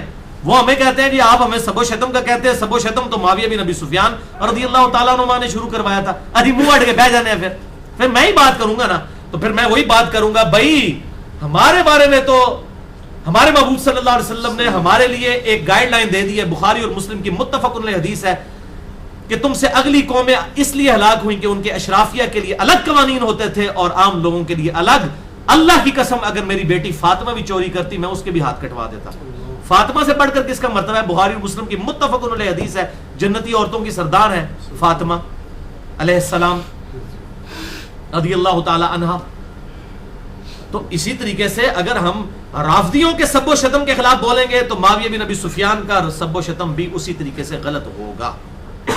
بلکہ اگر آپ میری پرسنل رائے پوچھیں تو میں یہ کہوں گا کہ جو نبی کا صحابی ہے اس سے ایکسپیکٹیشن کم ہے کہ وہ اس معاملے میں زیادہ ڈیویٹ کرے. آج کے لوگوں کو آپ کہہ سکتے ہیں 1400 سال بعد ہے, ان تک تو کوئی بگڑی ہوئی حالت میں چیزیں پہنچی ہیں, لیکن جو اس دور میں موجود تھے ان کا معاملہ جو ہے نا وہ زیادہ اس حوالے سے سخت ہو جاتا ہے. اس لیے پھر میں نے مسئلہ نمبر 61 ریکارڈ کروایا, حسینیت اور زیدیت کا تحقیقی جائزہ. مسئلہ نمبر 101 صحیح مسئلہ خروج اور فکر حسین حق پرستی کی علامت ہے. مسئلہ نمبر 102 فضائل حسین اور یزید کے جھوٹے دفاع کے علمی جوابات. الحمدللہ تو اس حوالے سے میں نے اہل سنت کا منہج بالکل واضح کیا ہے. تو اب سب و شتم کے حوالے سے اگر اہل سنت نے سیدنا ابو بکر عمر عثمان اور علی رضی اللہ عنہ مجمعین یا باقی صحابہ کا دفاع کرنا ہے تو پھر اس میں ایک قانون رکھنا ہوگا. اور یہ جو مجھے بار بار کہتے ہیں نا جناب کہ جی اس نے مسئلہ یزید اٹھایا, بھائی مسئلہ یزید تو 2008-9 کے اندر ڈاکٹر ذاکر نائک نے اٹھایا. اس سے پہلے اللہ کی قسم میری اس لیول کی تحقیق نہیں تھی. اس کی تحقیق میں نے مسئلہ نمبر 61 ریکارڈ کروایا اور بعد میں باقی لیکچر, اور میرے ٹوٹل 11 لیکچر ہیں اس ٹاپک پہ. میرے 200 لیکچر میں سے 11 ہیں اور صرف 5% بنتے ہیں. کہتے ہیں ہر وقت باتیں کرتا ہے, 5% ہے. اور یہ جب لیکچر پڑھیں گے تو یہ تو 5% کے 1% بھی نہیں رہ جائیں گے. لیکن مسئلہ یہ جس کی دم پہ پاؤں پڑتا ہے نا اس کو تو یہی لگتا ہے کہ یہ وہ آپ بریلوی کہتے ہیں وہ ہر وقت ہمارے بزرگوں کے خلاف بولتا ہے, جو بندی کہتے ہیں سانو رگڑتا رہتا ہے, ہر ٹائم جناب یہ کرتا رہتا ہے. اہل تشیع کہتے ہیں ویکھو ذرا معاویہ دی غلطیاں بیان کرتا ہے, پھر رضی اللہ تعالیٰ عنہ بھی کہتا ہے. تو خوش تو کوئی بھی نہیں ہے. اہل حدیث تو ماشاءاللہ جتنے میرے ساتھ وہ محبت کر رہے ہیں وہ آپ کے سامنے ہی ہیں, انڈیا کے ہوں, پاکستان کے ہوں یا باقی ملکوں کے. ان کی جو محبت ہے, جس طریقے سے میرے ساتھ گالی گلوچ تک محبت فرماتے ہیں, وہ تو سب کے سامنے کھلی ہوئی ہے, کوئی ڈھکی چھپی ہوئی بات تو نہیں ہے. تو یہ ڈاکٹر ذاکر نائک نے مسئلہ اٹھایا, ہم نے جواب دیا. آپ ہمیں جوتیاں مارے اور ہمارے رونے پہ بھی پابندی لگائیں, ہم روئے بھی نا. مسئلہ تو انہوں نے اٹھایا. اس وقت کون سا عالم سامنے آیا مجھے بتائیں جس نے ڈاکٹر ذاکر نائک کا بائی نیم رد کیا ہو؟ اب میں خصوصاً اہل حدیث سے مخاطب ہوں, زیادہ پیڑتے انہوں ہے نا میرے اس مسئلے میں. ویسے تو سب سے زیادہ الحمدللہ اہل حدیث کی پبلک مجھ سے محبت کرتی ہے, اور میں آج پھر کہتا ہوں کہ میں تمام مکاتب فکر میں حق کے سب سے زیادہ قریب اہل حدیث کے منہج کو سمجھتا ہوں. مجھے کوئی اس پہ آر نہیں ہے کہنے کے اوپر الحمدللہ, لیکن میں باقیوں کی تکفیر نہیں کرتا. جن مسئلوں میں میرا اختلاف ہے ڈنکے کی چوٹ پہ کرتا ہوں. تو میں اب اہل حدیث سے سوال کرتا ہوں کہ دسو کیڑا مولوی توڑا جس نے بائی نیم یزید کا رد کیا ہو؟ ایک بتا دو پوری دنیا کے اندر. جب ہم بات کر رہے ہیں سارے ہمارے خلاف پنجے جھاڑ کے, بلکہ ابھی تو آپ اپنے بابے کی خبر لیں, کفایت اللہ سنابلی ہندی کی, جو ہے وہ یزید کو رضی اللہ تعالیٰ عنہ اس نے لکھا ہے اپنی کتاب کے اندر. اپنی منجی تھلے پہلے ڈنڈا پھیرو نا تو پتہ چل جائے گا. ہاں یہ میں ضرور کہتا ہوں کہ بائی نیم مینشن کیے بغیر دو بندوں نے کام کیا ہے, شیخ زبیر لیزئی رحمہ اللہ المتوفا 1435 ہجری, اور حافظ عمر صدیق صاحب جن کے جھوٹے الزامات کے خلاف میں نے لیکچر بھی ایک پورا 1 گھنٹہ لگایا. میں ان کی اس معاملے میں ابھی بھی قدر کرتا ہوں, اور میں اسے اہل حدیث میں ایک مجاہد بندہ سمجھتا ہوں. اس حوالے سے جتنا وہ یزیدیت کے خلاف کھڑا ہوا ہے میں اس کو انڈورس کرتا ہوں اس مسئلے میں. دیکھیں اس نے مجھے جاہل, چھوکرا, تکیہ باز, رافضی, پتہ نہیں پنجابی جو نے شاید ماں پہن دی گالا بھی بریکٹ کٹیاں نے, لیکن میں اتنا پازیٹیو ہوں ان کے بارے میں. اور میں الحمدللہ اس ویڈیو میں کہہ رہا ہوں کہ میں عمر صدیق صاحب کے ساتھ کھڑا ہوں جدید کے مسئلے میں. یہ نہیں ہوگا کہ انہوں نے مجھے غلط کہا تو میں نہیں, حق بات میں کوئی بھی کھڑا ہوگا میں اس کے ساتھ ہوں الحمدللہ.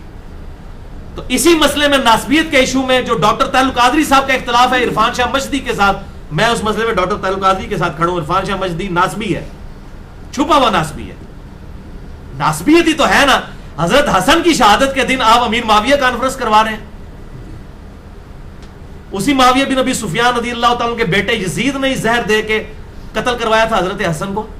آپ لوگوں کو شرم نہیں آتی؟ کوئی اور دن نہیں آپ کو ملتا؟ 10 محرم کے دن آپ نے فضائل معاویہ کانفرنس رکھی ہوتی ہے. یہ جان بوجھ کے ہمیں تکلیف دیتے ہیں. آپ کریں, لاکھ بار کریں. ہم بھی, ہمارے نزدیک تو حضرت معاویہ کی یہی فضیلت کافی ہے کہ وہ صحابی ہیں. اسی درجے پہ کوئی نہیں پہنچ سکتا. تو اس قسم کی چیزیں نہیں ہونی چاہیے. تو میں الحمدللہ ساتھ ہوں, لیکن بائی نیم ان دونوں نے بھی نہیں رد کیا. نہ ڈاکٹر ذاکر نائک کا رد کیا حافظ عمر صدیق نے, نہ بائی نیم کیا شیخ زبیر لیزئی صاحب نے. نجی محفلوں میں میرے سامنے کہتے تھے. وہ پہلا بندہ تھا جس نے مجھے کہا تھا کہ ڈاکٹر ذاکر نائک علی بھائی یزیدی ہے. میں تو اس کو چھوڑ دیا. میں نے پہلی بار یزیدی کی ٹرم جو ہے شیخ زبیر صاحب کے منہ سے سنی تھی. اس وقت پھر میں نے کہا یہ کیا مسئلہ ان کا, اس نے جو قسطنطینیہ والی بشارش فٹ کیا. اس کے بعد میں نے تحقیق کرنی شروع کی. پھر میں نے پمفلٹ لکھا رافضیت, ناسبیت اور یزیدیت کا تحقیقی جائزہ. اس کی پروف ریڈنگ شیخ صاحب سے پھر بعد میں نے کروائی. اس وقت تو میری تحقیق کا آغاز ہوا, لیکن بائی نیم انہوں نے بھی کہیں پر مینشن نہیں کیا. اس حوالے سے مولانا اسحاق صاحب نے کیا, لیکن اب مسئلہ یہ ہے کہ ان کو تو مولویوں نے سرٹیفکیٹ دیے ہوئے, ان کو کوئی مکتبہ فکر آن نہیں کرتا, لہٰذا میں ان کا ریفرنس اس لیے اس حوالے سے کوٹ نہیں کر رہا. باقی انہوں نے جو اس حوالے سے کام کیا ہے وہ پوری دنیا میں قدر کی نگاہ سے دیکھا جاتا ہے. مجھے کئی معاملات میں ان سے اختلاف ہے, اور میں نے ان سے ملاقات میں بھی کہا تھا کہ آپ بہت زیادہ جذباتی ہو جاتے ہیں بعض اوقات. میں نے ان کو بالکل کلیئر کٹ, اور میں یہ ویڈیو کی وسادت سے ان کے چند جو پکے قسم کے فالوور ہیں میں ان کو بالکل یہ کلیئر کٹ بتا دوں. میں نے مولانا اسحاق مدنی صاحب کو کہا تھا کہ آپ کا جو سٹانس ہے حضرت معاویہ بن ابی سفیان رضی اللہ تعالیٰ کے بارے میں, بعض اوقات آپ بہت زیادہ سخت الفاظ استعمال کرتے ہیں, اور یہ مجھے اچھا نہیں لگتا. آپ علمی رد ضرور کریں, لیکن آپ کے الفاظ بہت زیادہ سخت ہوتے ہیں. اور میں نے کہا مجھے پتا ہے آپ کی عمر اب 70 سے پلس ہے, تو آپ حیران ہوں گے, حالانکہ آپ کو پتا وہ کتنے پکے حسینی تھے. مجھے آج تک یاد ہے انہوں نے اپنے دونوں ہاتھ میرے کندھے پہ رکھے ادھر پیچھے آ کے, مجھے کہتے ہیں بیٹا آپ نے مجھے بہت اچھی وصیت کی ہے. یہ مولانا اسحاق مدنی صاحب نے, جب میں نے ان کو, یہ فیصلہ آباد والے, ان کا بیٹا مجھے آپ نے بہت اچھی وصیت کی ہے, یہ ان کے الفاظ تھے. تو الحمدللہ ہم غلو کے درجے میں کہیں نہیں جاتے, اور وہ بھی نہیں جاتے تھے. میرے 40 سوالوں والے انٹرویو میں انہوں نے کلیئر کٹ کہا, جب میں نے پوچھا کہ یہ رافضی کہتے ہیں کہ حضرت عائشہ کا قتل جو ہے معاویہ بن ابی سفیان نے کہا, بالکل جھوٹ بولتے ہیں. ان کا جنازہ تو اوپنلی ہوا ہے, کوئی قتل نہیں, حضرت عائشہ اپنی موت مری ہیں, کوئی معاویہ بن ابی سفیان نے ان کے لیے گڑھا نہیں کھودا. اتنے منصف مزاج تھے اس حوالے سے. بعض کا جذباتی ہو جاتے تھے, ان کی عمر کا بینیفٹ بھی اس حوالے سے ان کو دینا چاہیے, میں یہ سمجھتا ہوں. بھائیو اس حوالے سے یہ بات یاد رکھیں کہ اس وقت دنیا گلوبل ویلیج بن چکی ہے, یعنی ایک گاؤں چھوٹا سا. بلکہ میں کہتا ہوں کہ اب تو یہ گلوبل ویلیج والا محاورہ بھی پرانا ہے, گلوبل ہوم ہے یہ پوری دنیا. گھر بیٹھے آپ دنیا کی کوئی لائبریری بھی ایکسیس کر سکتے ہیں. اسمارٹ فون کے ذریعے، لیپ ٹاپ کے ذریعے، انٹرنیٹ کے ساتھ، پوری دنیا کے ساتھ آپ جڑے ہوئے ہیں. اب یہ ہمارے جو اسمارٹ فونز ہیں لوگوں کے پاس، اس کے اندر الارم بھی آ چکے ہیں، نمازوں کی ٹائمنگ بھی آ چکی ہوئی ہے، انٹرنیٹ بھی اویلیبل ہے، کمپیوٹر بھی یہی ہے، ٹیمپریچر کا آپ نے پتہ کرنا ہے وہ بھی یہی ہے، اور سوشل میڈیا جو ایک سمجھ لیں ایک ایٹم بم ہے. سب سے بڑا اس وقت میڈیا تو سوشل میڈیا ہے، فیس بک، یوٹیوب، واٹس ایپ اور یہ باقی جتنے ساری چیزیں ہیں. اس کی وجہ سے دنیا گلوبل ولیج نہیں، گلوبل ہوم بن چکی، ایک گھر کی مانند. اب وہ زمانے گئے کہ جب یہ چند خاص موضوعات چند لوگوں تک محدود تھے. اب کوئی ایک بندہ حدیث کوئی شیئر کرا دینا ایک فیس بک کے اوپر تو لاکھوں لوگوں تک پہنچ جاتی ہے. ایسے بھی ہمارے لوگ ہیں جن کے فالوورز 10-10 لاکھ سے زیادہ ہیں، ایسے علماء بھی ہیں. تو جب وہاں پہ کوئی چیز شیئر ہوگی 10 لاکھ لوگوں تک پہنچے گی اور 10 لاکھ آگے جتنوں تک پہنچائیں گے تو اب آپ یہ کہیں گے کہ یہ گلاں وہاں مجھ نہیں کرنی چاہیے. اور بھائی وہاں مجھ پہلے ہی ہو گئی ہیں گلاں. ڈاکٹر ذاکر نائک نے جب بات کی تو کروڑوں لوگوں تک تو اسی وقت پہنچ گئی نا. وہ تو ایک انٹرنیشنل سپیکر ہے. جب یزید کے بارے میں بات کی تو مسئلہ تو انہوں نے چھیڑا، ہم نے تو جواب دیا. جوتیاں بھی آپ ہمارے سر پر مارے اور ہمیں رونے بھی نہ دے. تو اس حوالے سے جو لوگ کہتے ہیں سلف کا فہم، تو میں یہ کہوں گا کہ ہمارے سلف بڑے نیک نیت تھے. امام احمد بن حنبل المتوفا 241 ہجری، اگر انہوں نے یہ بات کہی تھی کہ مشاجرات صحابہ یا اس طرح کے ایشوز ہمیں پبلکلی ڈسکس نہیں کرنے چاہیے، تو بالکل ٹھیک کہا تھا انہوں نے. اس وقت تو ایک ساتھ والے گھر میں کیا ہو رہا ہے نہیں پتا ہوتا تھا. آج اگر احمد بن حنبل زندہ ہوتے تو اپنے فتوے سے رجوع کرتے. ان کا فتوا تھا، یہ کوئی قرآن حدیث تو نہیں تھا نا، فتوا تھا نا، ایکسپرٹ اوپینین تھا. آج کے دور کے معاملے میں اگر وہ دیکھتے کہ بھائی ایک تو طریقہ یہ کہ فیس بک پہ کوئی رافضیوں کی طرف سے اہل سنت کے خلاف کوئی حدیث شیئر ہو جاتی ہے، ایک تو ہے کہ آپ جواب دیں. حدیث قرطاس شیئر ہو جائے بخاری اور مسلم کی تو ہم کیا کہیں گے یہ ڈسکس نہ کریں. میں نے الحمدللہ ڈسکس کیا، میرے علاوہ کسی نے نہیں کی حدیث. 3.25 گھنٹے کے اندر 55 مسئلہ وسیع رسول کون ہے اور حدیث قرطاس کا تحقیقی جائزہ کہ سیدنا عمر جو ہے وہ وفات کے وقت آپ صلی اللہ علیہ وسلم نے فرمایا کاغذ قلم لاؤ تو میں لکھ دوں، اس کے بعد تم گمراہ نہیں ہوگے. تو حضرت عمر حائل ہوئے، وہ رافضی کہتے ہیں جی یہ تو دیکھ لیں. تو میں نے وہ پورا ایک لیکچر دیا 3.25 گھنٹے کا. اب میں ایک حدیث قرطاس بیان نہیں کرنی چاہیے تو بخاری اور مسلم میں یہ موجود ہے حدیث، میں تو نہیں پائی پہلے دی موجود ہے تو کوئی شیئر کرائے گا. اسی طریقے سے میں نے جو 50 حدیثیں لکھی ہیں، جمع کی ہیں اہل سنت کی کتابوں سے، واقعہ کربلا کا حقیقی پس منظر 50 صحیح الاسناد حدیث کی روشنی میں. اکثر حدیثیں بخاری اور مسلم سے، اور اکثر تو خطرناک جو روایتیں ہیں جو چبھ رہی ہیں لوگوں کو وہ صحیح مسلم سے ہیں. تو میرے سلف امام مسلم ہے. چلو آ جاؤ. امام مسلم المتوفا 261 ہجری، انہوں نے صحیح مسلم کے مقدمے میں لکھا ہے کہ میں یہ جو کتاب ہے عوام الناس کے لیے لکھ رہا ہوں. اب آپ کی بات کہاں گے جی پبلک میں ڈسکس نہ کریں. امام مسلم نے جو فتوا لانا ہے نا میرے تو امام مسلم ہوتے لاؤ تو پتہ چل جائے گا. یہ اردو میں ایک محاورہ بولا جاتا ہے نا، چور کو نہ مارو چور کی ماں کو مارو. جو فتوا میرے پہ لگانا ہے امام بخاری امام مسلم پہ بھی لگاؤ، نعوذ باللہ اپنا ایمان برباد کرو. اور یہ حدیثیں جو ہم نے جمع کی ہیں تو علامات نبوت میں ہے. دلائل النبوہ امام بہیقی کی کتاب میں علامات نبوت میں یہ حدیثیں موجود ہے کہ عمار کو باغی جماعت قتل کرے گی. 10-15 دفعہ یہ ترک لے کے آئے ہیں. وہ ان کو اللہ کی طرف بلائے گا اور جنت کی طرف اور جماعت دوزخ کی طرف بلانے والی ہوگی. یہ آپ اندازہ کریں علامات نبوت میں محدثین نے رسول اللہ صلی اللہ علیہ وسلم کی نبوت کی دلیل بنایا ہے ان چیزوں کو، اور یہ کہتے ہیں کہ باتیں ڈسکس نہیں کرنی چاہیے. وَلِعَوْذُ بِاللَّهِ تعالی. تو اب الزامی جواب پھکی کے طور پر سن لیں گے. بڑی مزے کی بات ہے کہ بریلوی آپ سے کہیں گے کہ جناب یہ قل انما انا بشر مثلکم آیت ڈسکس کرنے کی ضرورت نہیں، بڑی گستاخی ہے. اور تھوڑی آیتیں ہیں جی قرآن اندر وما ارسلناک الا رحمۃ للعالمین، یہ کیوں نہیں آپ ڈسکس کرتے؟ تسی ہر وقت نبی دی گستاخی تلاش کرتے ہو. تو یہ قرآن میں کیا گستاخی ہے؟ قل انما انا بشر مثلکم. وہ تو آپ کو گستاخ کہتے ہیں جو یہ آیت پیش کرے. اہل حدیثوں کو گستاخ اسی وجہ سے کہتے ہیں. تو پھر ٹھیک ہے آپ یہ آیت بیان کرنا شروع کر چھوڑ دیں. کیا رسول اللہ کی عظمت زیادہ ہے یا صحابہ کی عظمت زیادہ ہے؟ رسول اللہ صلی اللہ علیہ وسلم کی عظمت پر کروڑوں اربوں صحابہ اور باقی ساری امت قربان. تو وہ تو کہتے ہیں آپ گستاخی کر رہے ہیں تو آپ بھی بیک فٹ پہ چلے جائیں نا. آپ کہتے ہیں نہیں حق ہے ہم بیان کریں گے، عقیدہ ہے بیان کریں گے. تو یہ عقیدہ نہیں جو ہم بیان کرتے ہیں. دیوبندی آپ کو کہیں گے، اور مجھے پتا ہے دیوبندی بڑے سخت خلاف ہیں اہل حدیث کے، وہ کہتے ہیں کہ جی یہ ہر مجلس میں بیان کرتے ہیں جامعہ ترمذی کی روایت کہ حضرت عمر نے اپنے دور میں حج تمتع پہ پابندی لگائی تو ان کے بیٹے عبداللہ بن عمر نے مخالفت کی. تو اگر حضرت عمر بھی غلط فتویٰ دیں تو ان کی بھی مخالفت ہوگی رسول اللہ کے مقابلے پر صلی اللہ علیہ وسلم. وہ کہتے ہیں جی یہ دیکھو جی یہ تو حضرت عمر کی گستاخی کرتا ہے. وہ پائی کوئی گستاخی نہیں ہے. یہ تو حضرت عمر بھی سنے تو خوش ہوں گے کہ کتاب و سنت کے دلائل کے اندر جو ہے وہ اختلاف رائے کیا جا سکتا ہے. اسی طریقے سے اہل حدیث کہتے ہیں جی بخاری کی حدیث بڑی خطرناک ہے جی، یہ تو گل ہی نہ کرو. 2812 اور مسلم میں بھی ہے، جو امام مسلم نے مقدمے میں لکھا عوام کے لیے لکھ رہا ہوں. عمار کو ایک باغی جماعت قتل کرے گی، عمار ان کو اللہ اور جنت کی طرف بلائے گا، وہ جماعت دوزخ کی طرف بلائے گی. وہ کہتے بیان نہ کرو. اور اہل تشیع وہ آپ کو کہیں گے جی صحیح بخاری میں جو حدیث ہے کہ مولا علی علیہ السلام سے پوچھا کہ بتائیے رسول اللہ کے بعد سب سے افضل امت میں کون ہے؟ انہوں نے کہا ابو بکر. اس کے بعد پوچھا عمر. یہ صحیح بخاری میں حضرت ابو بکر کے چیپٹر میں یہ حدیث موجود ہے.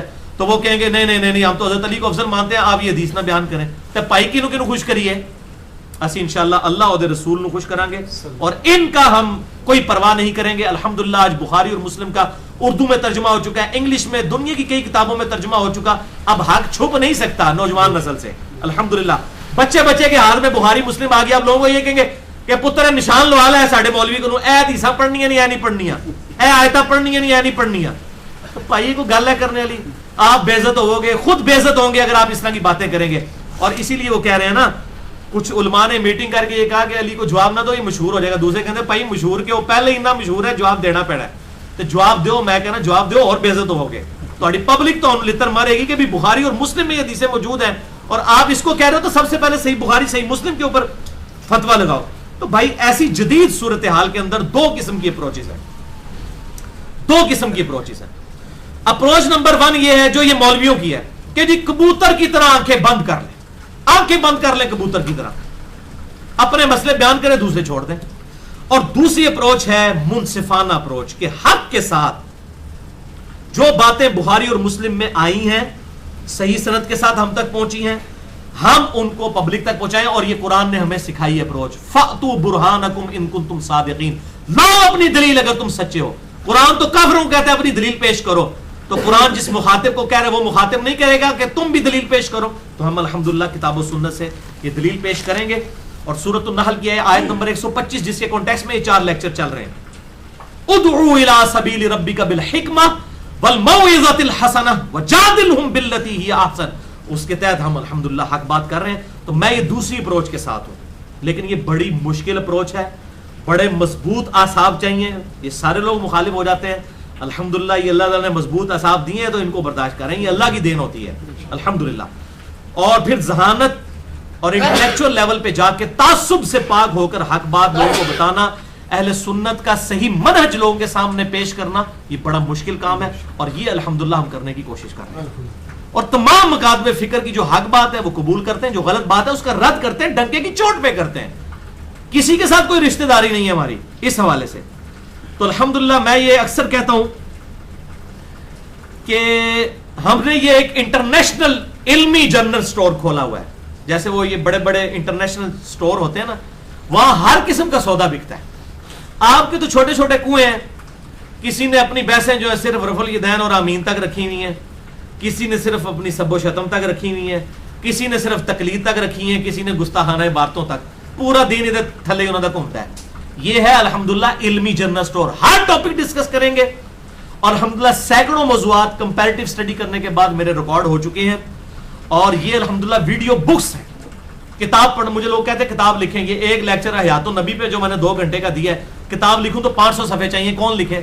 لیکن وہ 500 صفحے کتاب کوئی پڑھے گا بھی نہیں. 2 گھنٹے کا لیکچر لوگ سنیں گے، اور کتنے لوگ سنتے ہیں، حق بات الحمدللہ قبول کرتے ہیں. تو میں یہ مشورہ دوں گا اپنے مخالفین کو کہ کم از کم ایک دفعہ اہل سنت پاک .com وزٹ کریں، خصوصاً اس میں آل اختلافی مسائل میرے دیکھیں.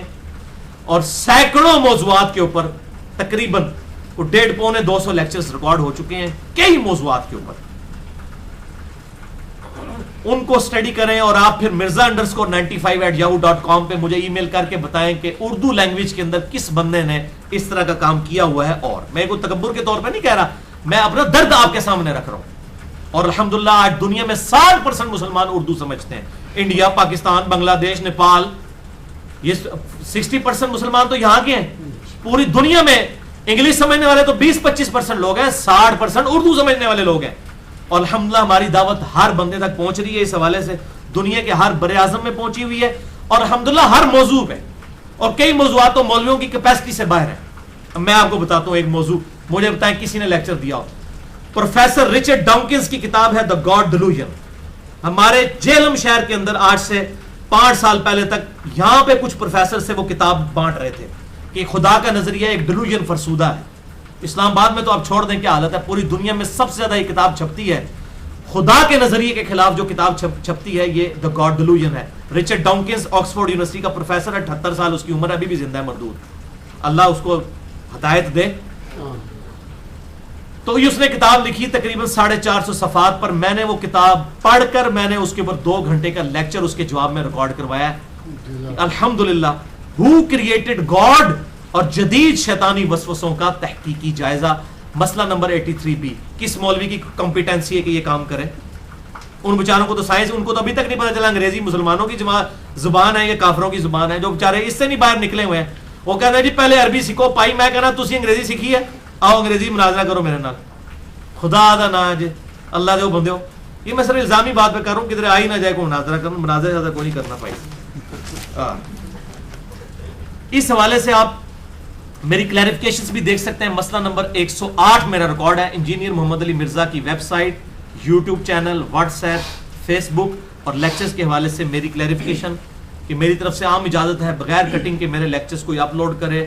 ریسرچ پیپرز فری ہم تقسیم کرتے ہیں, آگے بھی کسی کو چھاپنے کی اجازت ہے بغیر اس کو تبدیلی کیے.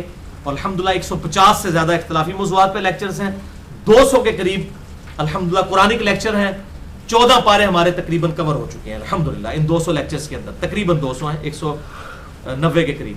تو میں علماء سے بھی ریکویسٹ کروں گا کہ اپنے اپنے مدرسوں کے کنووں سے باہر نکلیں. بھائی باہر بہت بڑی علم کی دنیا ہے, آپ دیکھیں مکاتب فکر سے باہر نکل کے دیکھیں کتنی بڑی دنیا ہے.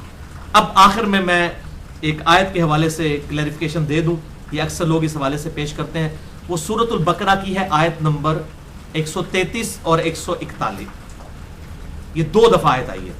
اعوذ باللہ من الشیطان الرجیم, بسم اللہ الرحمن الرحیم. تلک امۃ قد خلت لہا ما کسبت ولکم ما کسبتم. وہ ایک امت تھی جو پہلے گزر چکی, ان کے لیے ان کے اعمال ہیں, تمہارے لیے تمہارے اعمال ہیں. ولا تسألون عما كانوا يعملون, تمہیں نہیں پوچھا جائے گا کہ وہ کیا اعمال کیا کرتے تھے. وہ کہتے ہیں جی اس کی وجہ سے نا یہ پرانے بزرگوں کے قصے کہانے نہیں چھیڑنے چاہیے. ہر بندہ اپنے اپنے بزرگوں کو ڈیفینڈ کرتا ہے نا. کہتے وہ اشرف تھانوی صاحب فوت ہو گئے, احمد بریلوی صاحب فوت ہو گئے, تو میں کہاں گا بھائی جی پھر غلام احمد قادیانی صاحب بھی فوت ہو گئے نے, چھڑ دو انہوں کیوں مگر پہ انہوں نے. یہ بھی الزامی جواب یہ بھی ہوگا نا. اس لیے کہتے ہیں جی صحابہ کرام, اور یہ آیت کا مطلب بھی آپ غلط لے رہے ہیں. یہ آیت کا یہ مطلب نہیں ہے, پورا کانٹیکسٹ ہے. یہود و نصارہ کہتے تھے ہمیں ابراہیم کی نسبت کام آئے گی, جو ہم بھی اکثر لوگ کہہ رہے ہوتے ہیں, جو کچھ بھی ہیں تیرے محبوب کی امت سے, ہم نے خود اپنے آپ کو صحیح نہیں کرنا, نسبت ہی کام آئے. تو اللہ تعالیٰ نے ان کو ٹانٹ کیا ہے کہ ان کی نسبت تمہیں کام نہیں آئے گی. تلک امۃ قد خلت, وہ نیک لوگوں کی جماعت تو جا چکی. لہا ما کسبت ولکم ما کسبتم, جو نیکیاں انہوں نے کمائی تھی وہ اپنے ساتھ لے گئے ہیں, تمہاری نیکیاں تمہارے کام آئیں گی. تمہیں نہیں پوچھا جائے گا انہوں نے کیا نیک عمل کیے. یہ برائیوں کے بارے میں نہیں ہے. اگر برائیوں کے لیے ہوتا تو یہ لہا ما کسبت ولکم ما کسبتم نہ ہوتا, بلکہ ہوتا علیہا مکتسبت وعلیکم ما کسبتم. اس کے لیے اس کا وبال ہے جو اس نے کیا, اور تمہارے لیے اس کا وبال ہے جو تم نے کمایا. جیسے لا یکلف اللہ نفسا الا وسعها, لا یکلف اللہ نفسا الا وسعها لہا ما کسبت وعلیہا مکتسبت. لہا ما کسبت وعلیہا مکتسبت, لہا نیک اعمال, وعلیہا اور بروں کا وبال اسی پر ہوگا جو اس نے کیا. ورنہ تو قرآن حکیم خود حضرت یوسف علیہ السلام کے بھائی صحابی نہیں تھے, 2 نبیوں کے صحابی تھے, حضرت یعقوب کے, حضرت یوسف علیہ السلام کی. ان کی غلطیاں نہیں بیان کی ہیں قرآن میں, تو پھر ہونا چاہیے کہ یہ واقعات نہ بیان کیے جائیں. قرآن تو عبرت پکڑتا ہے.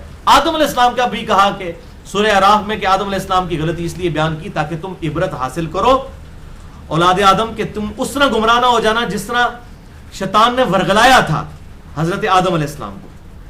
تمہیں نہ کہیں ورگلا دے. گمراہی کا لفظ تو ہم آدم علیہ السلام کے لیے استعمال نہیں کرتے, لغزش کروائی تھی.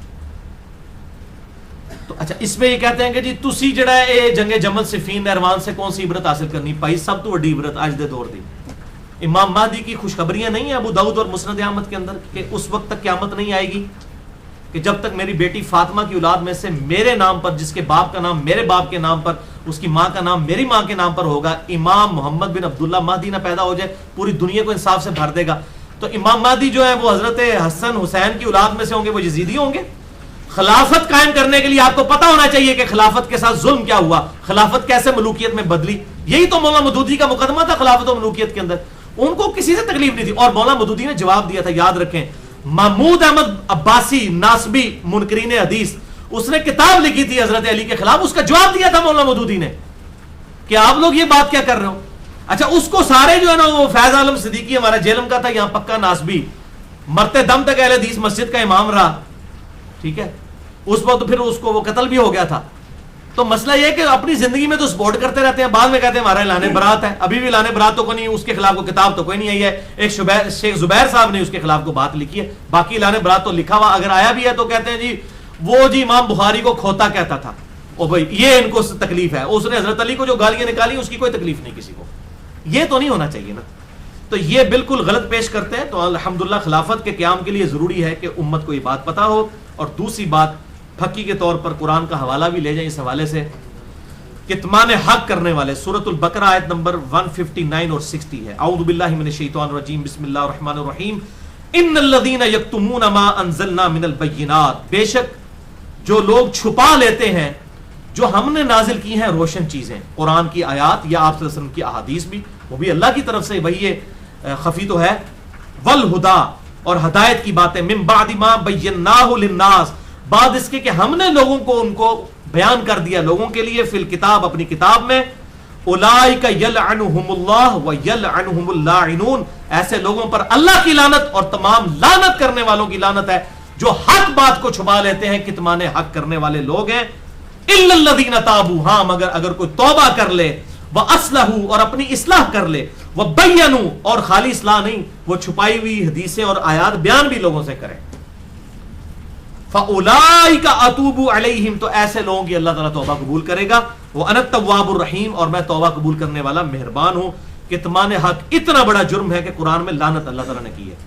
اور ایک حدیث ہے سخت ترین, جامعہ ترمذی میں 2649 نمبر, انٹرنیشنل نمبر کے مطابق, ابو داؤد اور ابن ماجہ میں موجود ہے, مشکات میں 223 نمبر ہے, کہ آپ صلی اللہ علیہ وسلم نے فرمایا, جس شخص سے کوئی علم کی بات پوچھی گئی اور وہ اسے معلوم تھی, یہ سنیں فتویٰ, یہ اللہ کے محبوب کا فتویٰ ہے صلی اللہ علیہ وسلم, جس سے علم کی بات پوچھی گئی اور اسے معلوم تھی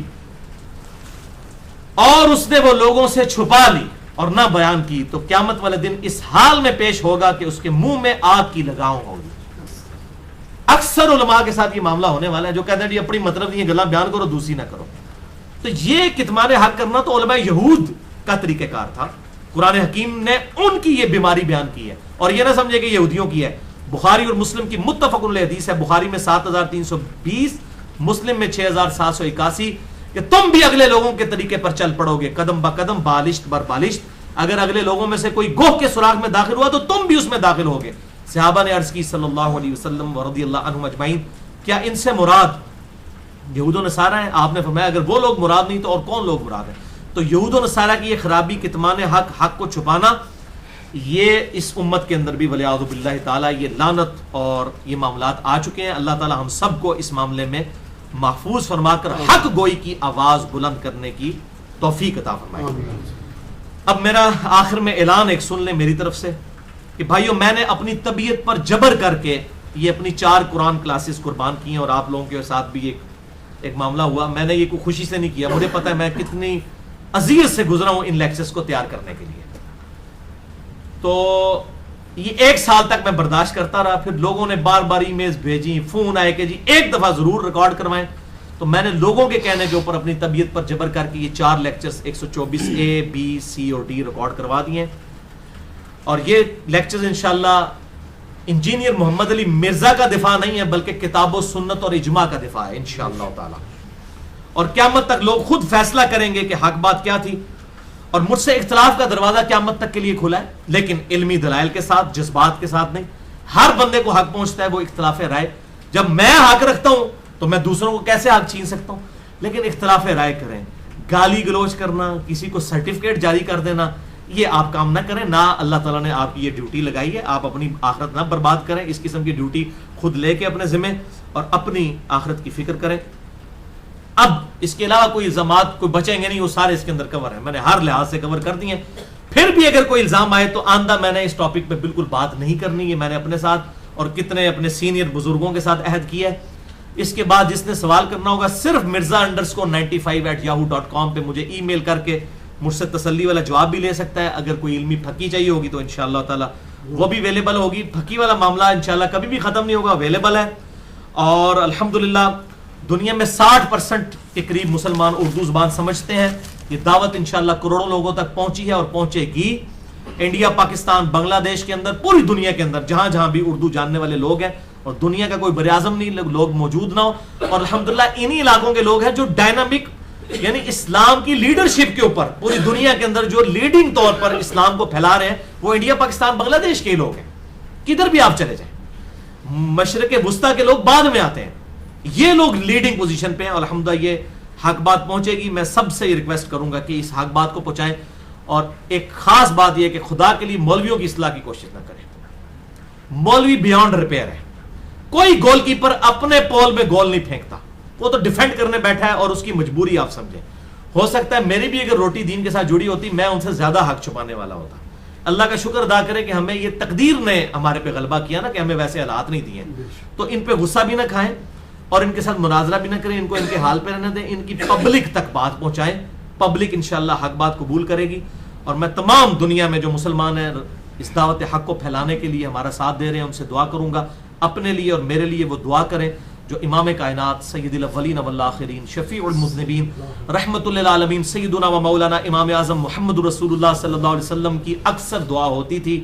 صحیح بخاری میں انٹرنیشنل نمبر کے مطابق 6399, صحیح مسلم 6840. اچھا جی, انڈیا میں مجھے بعض لوگ کہتے ہیں انٹرنیشنل مولانا. بھائی جی انٹرنیشنل ہی ہے یہ نمبر, انہیں ایسے میں دینا نا ایک عام آدمی بھی چیک کر لے. آپ کے مولوی تو جھوٹی روایتیں بیان کر کے چلے جاتے ہیں, پیچھے کوئی اس کا سر پیر نہیں ہوتا. یہ الحمدللہ میں نے بخاری مسلم کا انٹرنیشنل حوالہ دیا کہ آپ صلی اللہ علیہ وسلم کی اکثر دعا ہوا کرتی تھی, اللہم ربنا آتنا فی الدنیا حسنہ وفی الآخرۃ حسنۃ وقنا عذاب النار. اے اللہ ہمیں دنیا میں بھی بھلائیاں عطا فرما اور آخرت میں بھی بھلائیاں عطا فرما, اور آخرت کی سب سے بڑی بھلائی کیا, وقنا عذاب النار, اس آگ کے عذاب سے ہمیں بچا لے. اللہ تعالیٰ سے دعا ہے آج تک میں نے جو بھی حق بات کہی اللہ تعالیٰ ہمارے دلوں میں اور پوری دنیا میں جہاں تک دعوت پہنچ رہی ہے ان کے دلوں میں راسخ فرمائے, اور جس بات میں آج تک میرے منہ سے کوئی غلط بات نکلی ہو اللہ تعالیٰ ہمارے دلوں سے محو کر دے. ہمیں کتاب و سنت کی تعلیمات پر عمل کر کے دوسرے بھائیوں تک پہنچانے کی توفیق عطا فرمائے. سبحانک اللہم و بحمدک اشہد ان لا الہ الا انت استغفرک و اتوب الیک وما علینا الا البلاغ المبین.